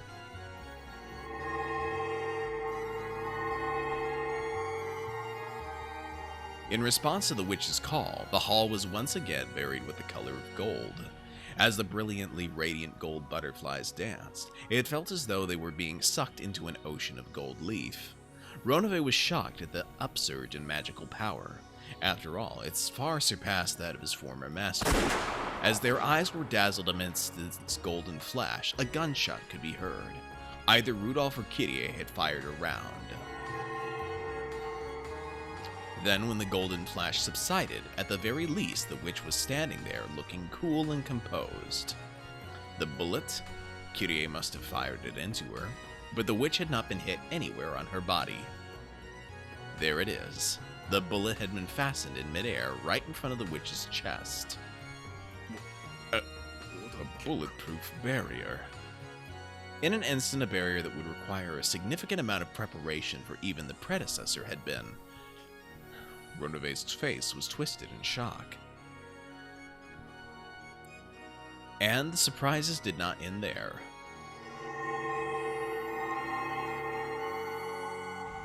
The cloud of gold butterflies had created two humanoid forms. It was a furniture summoning. The butterflies peeled off and flew away, and beneath them, furniture in the shape of girls showed themselves. The Chiester sisters' corps. Even the predecessor wasn't able to summon Pendragon's memorial troops on a moment's notice, and to do it so easily. Chiester 410, right here. Chiester 45, right here. You two are suitable furniture for me, I take it. From reading a picture book out aloud to going on a date to shooting down meteorites, we'll take care of anything. If we don't take care of it, Pendragon and Sama will get mad at us. Please, your orders, great Lady Beatrice. Rudolph-san, let's run for it. We're no match for these ones. Sure. Kyrie definitely heard warning sirens going off in her head, thanks to the same feeling that had alerted her to the ambush by the Seven Sisters of Purgatory. Without hesitation, they escaped. As the witch elegantly watched them leave, she commanded her new furniture. This is an order. Kill the two who ran away. Then bring the corpses back here. I'll bring them back to life and play with them over and over. The witch's expression twisted into an evil smile.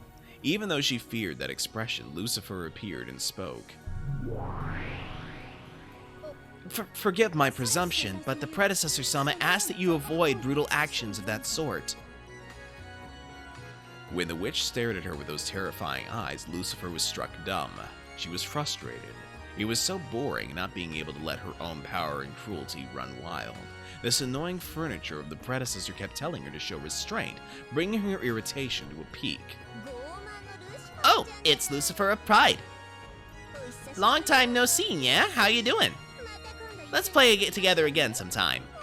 You mustn't whisper 410, you'll get in trouble. Let us carry out the great Lady Beatrice's orders at once. Well, yeah, we are on the job right now, so yeah. 410, roger that. Preparing for sniping pursuit combat.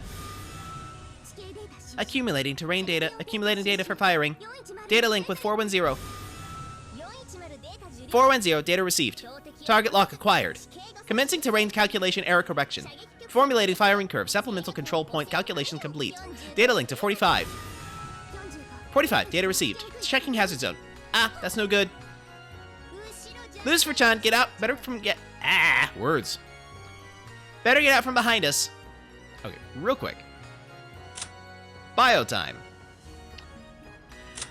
Chiester 45 and Chiester 410. So 45, a weapon in a contract with Beatrice. 45 is an extremely meticulous and timid personality and is fairly paranoid. For that reason, she compensates well for the weakness of 410's slapdash personality when they work as a pair, cannot bear silence, and even becomes emotionally unstable unless she is constantly being given orders. 45 excels in enemy search and being decisive. The sister's battle power is doubled by her support. Chiester 410, a weapon in contract with Beatrice. 410 is a kid with character who has a unique and brazen way of speaking. Her hobby is teasing serious and uptight people, which is why she likes 45 and Lucifer. Rough-spoken, but loves company and easily succumbs to loneliness. Gets depressed unless there is someone constantly giving her attention. 410 excels in firing control and even in close-range combat. Exhibits battle power that is second to none.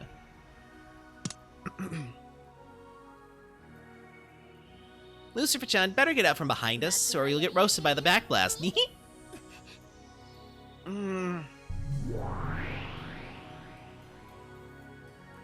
Thanks to their paired measurement, the Chiester sisters were able to instantly calculate the terrain throughout the mansion and the coordinates of their targets, as well as a firing curve to reach them.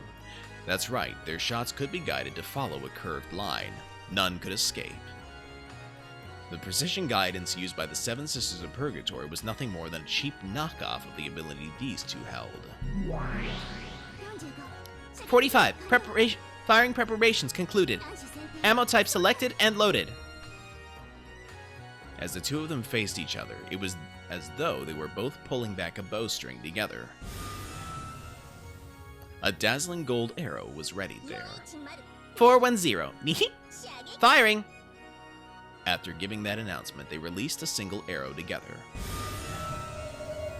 As the path taken by the gold sparkling snake of light drew a curve, it followed the direction that Rudolph and Kyrie had escaped to in rapid pursuit. It turned through the corridors, crawled over the floor, chasing them as it drew a beautiful curve. No one could block the guided shots of the Chiester sisters.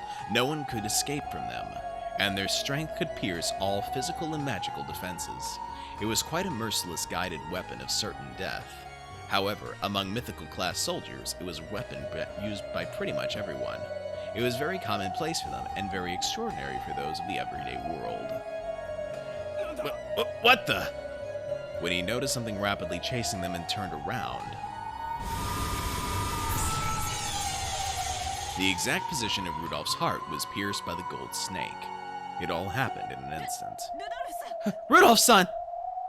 After the gold snake pierced Rudolph, it swooped down to the floor, drawing a beautiful spiral, coiled itself around Kyrie's legs, and crawled up to her chest. And just like Rudolph, it pierced the exact location of her heart. And all of that happened in an instant. It pierced Rudolph, then Kyrie. So they died, dropped to their knees, and fell over at almost the exact same time. What's this? Talk about overwhelming! Ridiculously easy, isn't it? This is the kind of furniture I need. Way different from predecessor Sama's second-hand furniture. Come on, bring their corpses here. I'll keep reviving them until I'm bored, and I'll try killing them in as brutal way as I can think of. Ah, to think being a witch could be so much fun. Taking a life could be so much fun.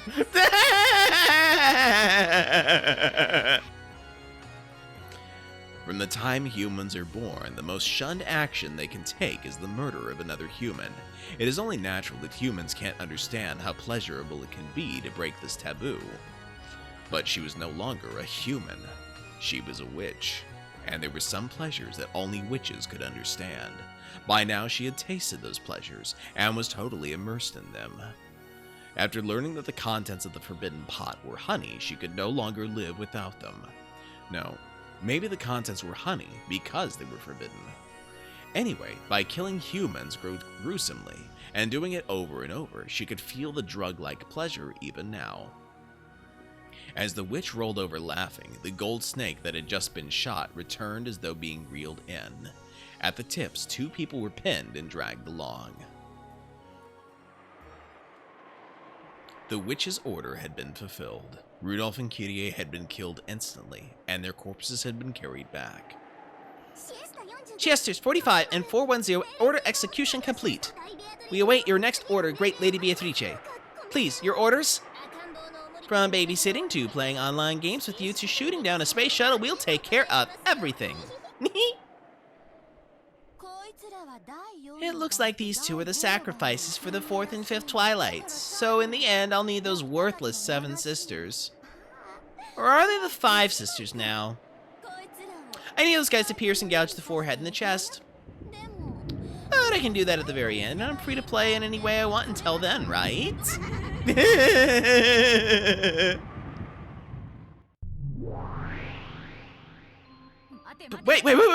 Wait. Have you already forgotten what I've told you? Oh, it's you, Predecessor Sama. Do you have any complaints? Of course I do. You're doing whatever you please, aren't you? Why haven't you followed my directions? What's wrong with doing as I please, Predecessor Sama? Anyway, I don't plan on deviating from the rules of the ceremony in the slightest.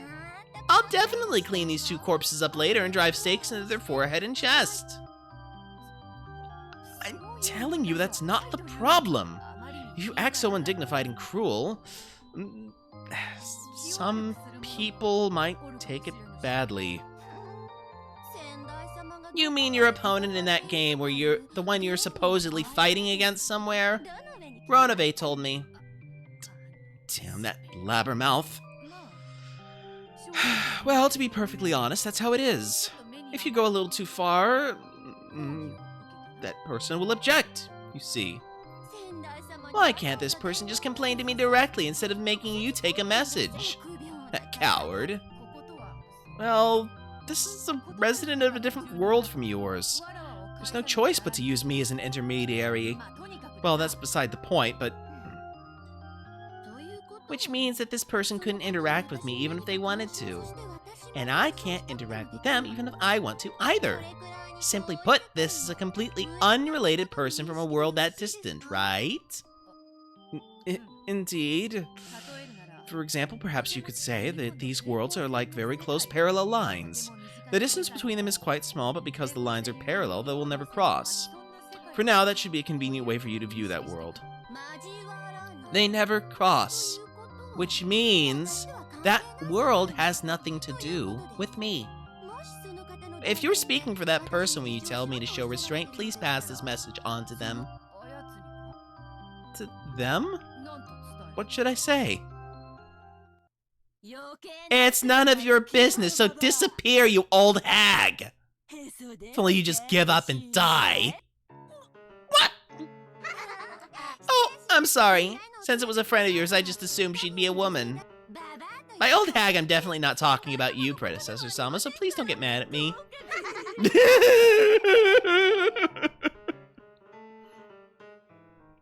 When she spoke, the witch was looking straight into Byaoto's eyes. Anyone present would be able to tell what she meant by it. Predecessor Sama, there's something I find really strange. Why do you have to play a game with someone from another world and have him accept that you're a witch? Well, as to that, it's because making all humans accept the existence of witches is a prerequisite of perfect control. There was a single holdout who simply wouldn't accept me as a witch. Why would you need the approval of a human? Witches are witches and can use magic, so why should we need to be acknowledged by humans? Well, like I said earlier, magic is... I am a witch. I can use magic without anyone's approval in particular, so what's your point? In this world, right? However, since that person won't accept it... how should I explain it? I don't need you to. After all, isn't all this about a different world that never crosses this one? In other words, that world might as well not exist. You fighting a game in another world is absolutely no different from you telling me about stuff from your imagination. I'll say it again. It has nothing to do with me. And I am already a witch. Predecessor Sama, somehow or another it seems you can't become a witch as long as this person doesn't acknowledge you, but I'm different. Even though no one has acknowledged me, I'm an excellent witch already. Since you are my predecessor, I will formally pay you respect, but that's out of kindness, not out of duty. I won't ask for your advice anymore, because I clearly know what I should do and how I should play from now on. So I'll carry out the murder of 13 people as a final act of respect for you. However, there's absolutely no reason for you to interfere with the methods I use, or what I do afterwards. Therefore, I'll be counting on you in that regard. At a glance, those words seemed obedient, but they contained within them a clear parting of ways. She was no longer under Byaoto's care in any way. That's why she was clearly saying nothing more than, Don't get in the way of my fun. Byaoto understood that, and was dejected, realizing that no matter how she explained it, she wouldn't be able to make the witch understand. I see. Then it's no longer my problem. Go and learn with your own body how magic ceases to exist when you lose your respect for it. I wish you'd tell me where the respect was in that carefree rampage of yours up until now. After hearing that, Beato could not respond, because she remembered hearing exactly the same thing from her teacher. Okay now, Chester sisters, see off my predecessor on her way back.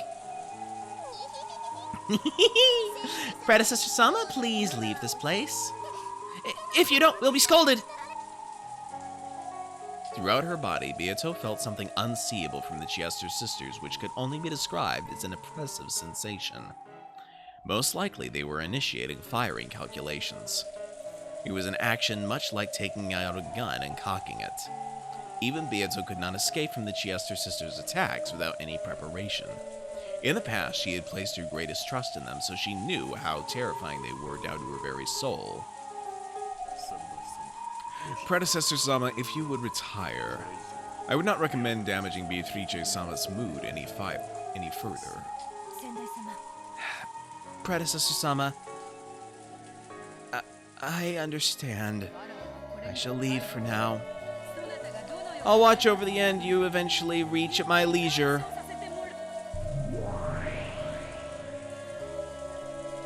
It was almost infinitely close to a parting shot. So after Beato vanished, the witch and her furniture doubled over laughing.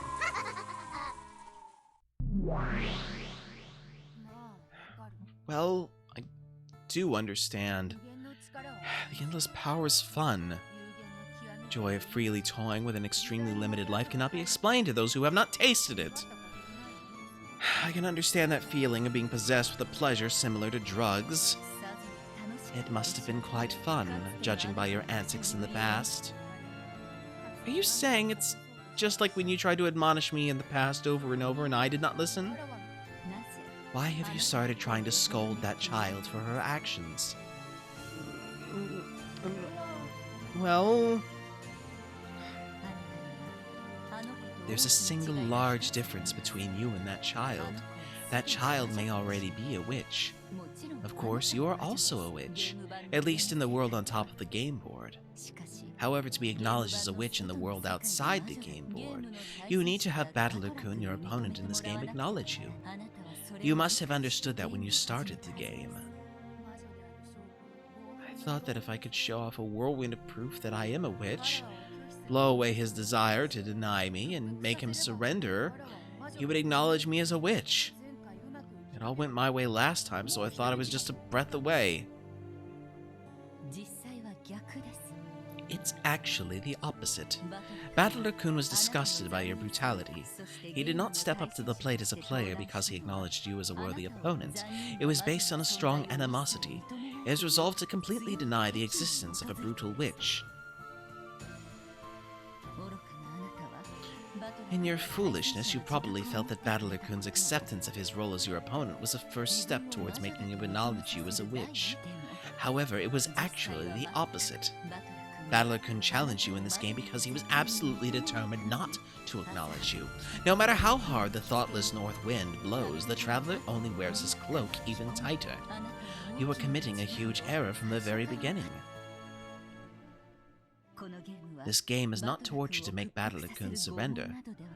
It is a test in which you must try to make Battler-kun accept you. I vaguely noticed that. The last game was a tough one for Battler, but as it seems you've already noticed, this game is a tough one for you. What should I do from now on? Think about it for yourself. Fortunately, you've already given up your pieces on the game board to the new witch. You should have plenty of time to reflect upon your own self. But Battler's already a massive hostility to me. He won't accept witches, so he won't accept me. In that case, what can I do to make him accept me? Are you saying that if the North Wind doesn't work, that I should shine on him as the sun from now on? Me, after all this time.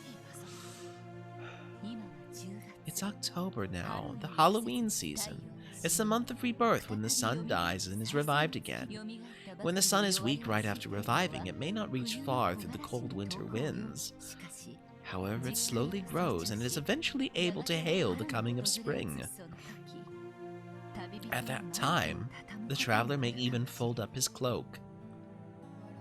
Are you saying that I've been mistaken?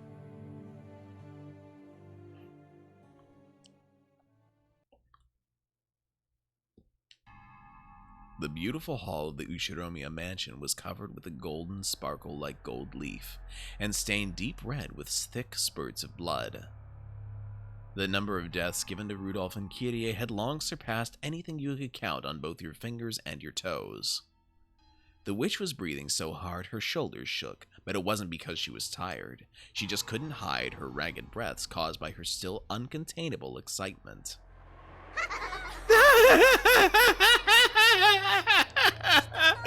How fun it is to do as I will with people's lives and deaths.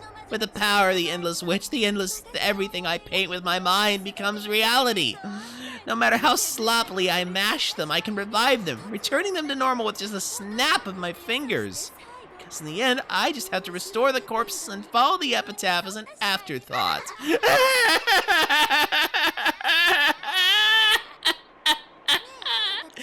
Hey, you guys. Have you ever sliced a stuffed animal's stomach open? Never. What about you, 45? No! I have never done it. My apologies. That's understandable. Normally you wouldn't, especially not if it was a stuffed animal you liked. But I've always thought about it. I've always thought about peeking in and seeing what was packed inside this fluffy stuffed animal I loved.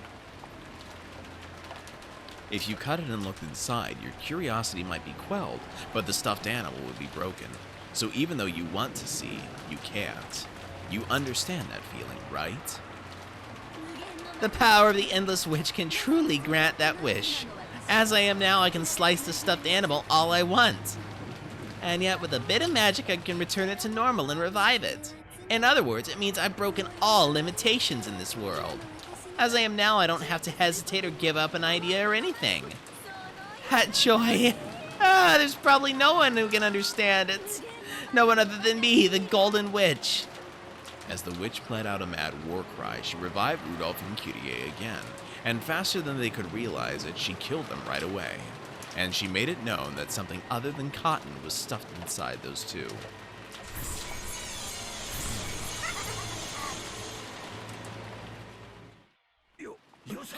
Quit it, Ava! Huh? It's you. How long have you been there? In that gruesome hall, Hideyoshi appeared with his gun ready. The witch had sealed the mansion with a barrier, so Hideyoshi had nowhere to run. He'd probably picked up Rudolph or Kyrie's gun and come back.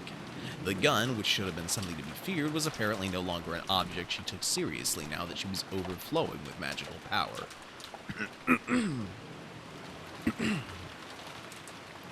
Hydrating again here.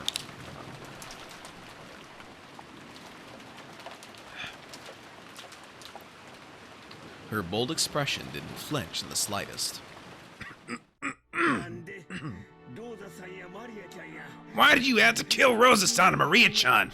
And Rudolph-kun and Kyrie-san? Huh? I'm the head of the Ushiromiya family, the Witch of Rokenjima. Everything that occurs on this island is all up to me. Whether they happen to be alive or dead at any particular moment in time is meaningless to me. Hideyoshi was struck speechless by that all-too callous response from the witch. You went mad after finding Father's gold. Just how high must that gold have been piled? I can't even imagine it. It must have been enough to steal away your sanity. But if there was that much gold, why didn't you think of graciously splitting it up? You misunderstand. All of that belongs to the Golden Witch. No one is qualified to touch it except me.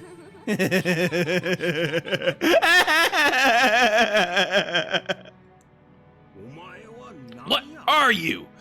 Don't tell me you're that thing Ava told me about long ago, that witch Ava from when she was young. That's right. I'm the me from my years as a girl who's been living in the heart of your wife Ushiromiya Ava this whole time. And I am a witch. Ava became an adult by forgetting me, so she can't use magic. All kids get their heads filled with innocent but cruel ideas sometimes. When I was young, I'd sometimes go around stepping on ants and pulling the wings off of dragonflies. However, I learned the importance of life and graduated from that cruel childhood age. Right now, you really are a child. A personality I don't know Ava graduated from. That personality isn't Ava. It's a completely different human. That's right. I'm not Ushiromiya Ava. I'm the Golden Witch Beatrice. It's so fun not being bounded by any limitations, and the pleasure of being able to do as I will with life and death is truly wonderful. I don't have to apologize for bringing a goldfish bowl, and I can tear stuffed animals up as much as I want. There was a crisp sound. It was the sound of Hideyoshi slapping the witch's face. Looking at the hall stained deep red with fresh blood, he should have been able to imagine how terrible the witch was. But without fear, without even hesitating, Hideyoshi had walked determinedly up to her and hit her on the cheek. You dolt! Don't act like you're cruel, not when you're really a coward and a weakling. I'll correct that evil nature of yours again if I have to. You fool! Fool! Ouch! Hey! You're a woman who understands how important, how fragile life is, aren't you? I'll make you remember. What are you calling a witch, you stupid fool? You're my wife, Ushiromiya Ava. If anything, you're a witch of the kitchen who can always make the perfect snacks out of refrigerator leftovers in a flash. Won't you open your eyes, you fool? Didn't I just tell you that I'm not Ushiromiya Ava? You stupid fool! You! As tears dripped down his face, Hideyoshi kept hitting the witch's head. He wasn't even pointing the gun at her anymore. Therefore, that sound of gunfire couldn't have come from the gun Hideyoshi was holding. The gun, which had fallen in the corner near Rudolph's corpse, was floating in the air, and smoke lingered near the barrel. And the bullet, a red stain, was slowly spreading across the chest section of Hideyoshi's vest. Even though his back was facing the barrel of the gun, the bullet had driven through Hideyoshi's chest.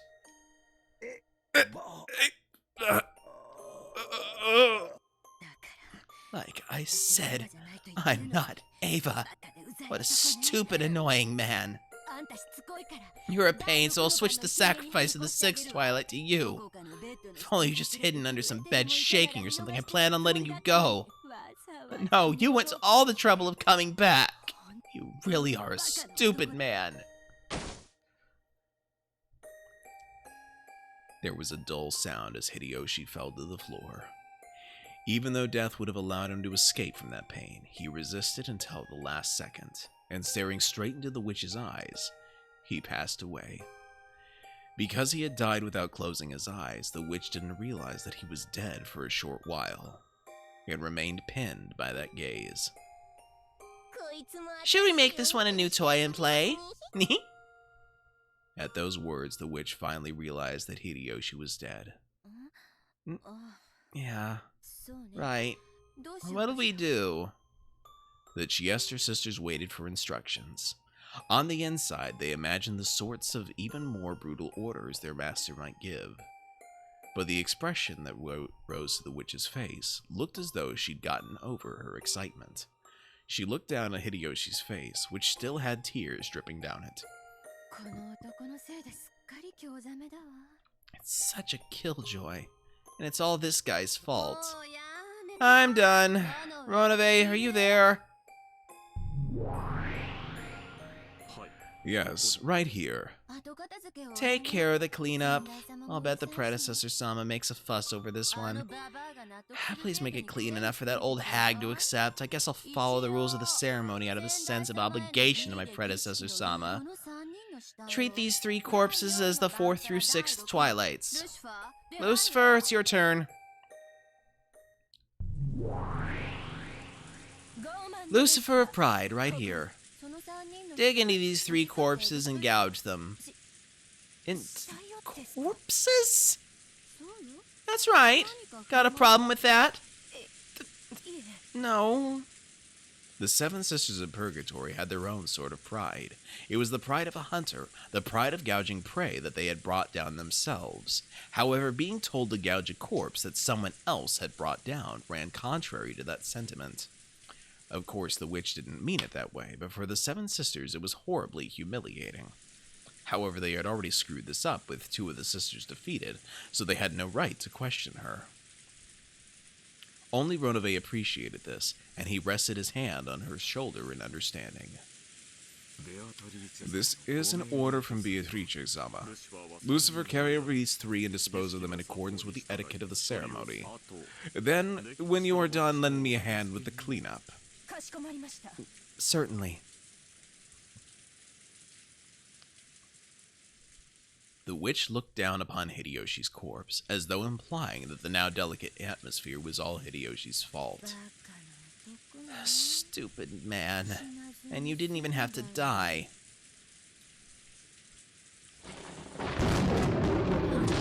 Dear! Ah! Dear, where are you? You're there, right? Answer me!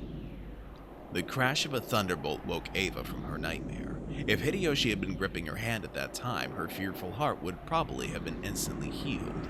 However, Hideyoshi, who had supposedly sworn that he wouldn't leave even for a moment, was nowhere to be seen in the room.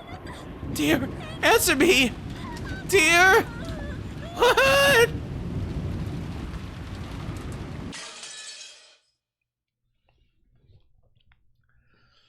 Okay, that is the end of the second chapter for tonight, which means that is where we're going to call it for this evening.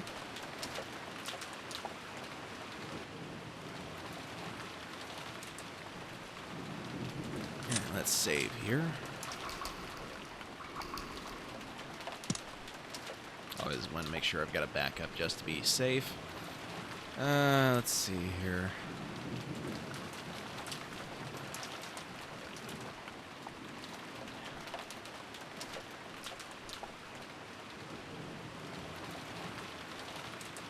Alright, I am just going to go ahead and end the stream since I don't have a whole lot of raiders to go with me for a raid. But I will be back tomorrow. I'm going to try and finish up the...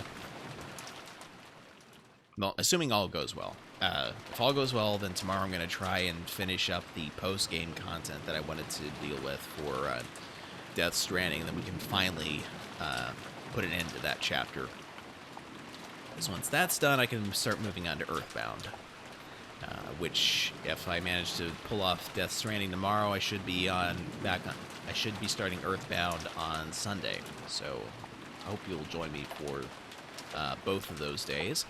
In the meantime, this is Dr. Novelle signing out for the evening. Thank you all so much for coming. Hope to see you again. Have a good one.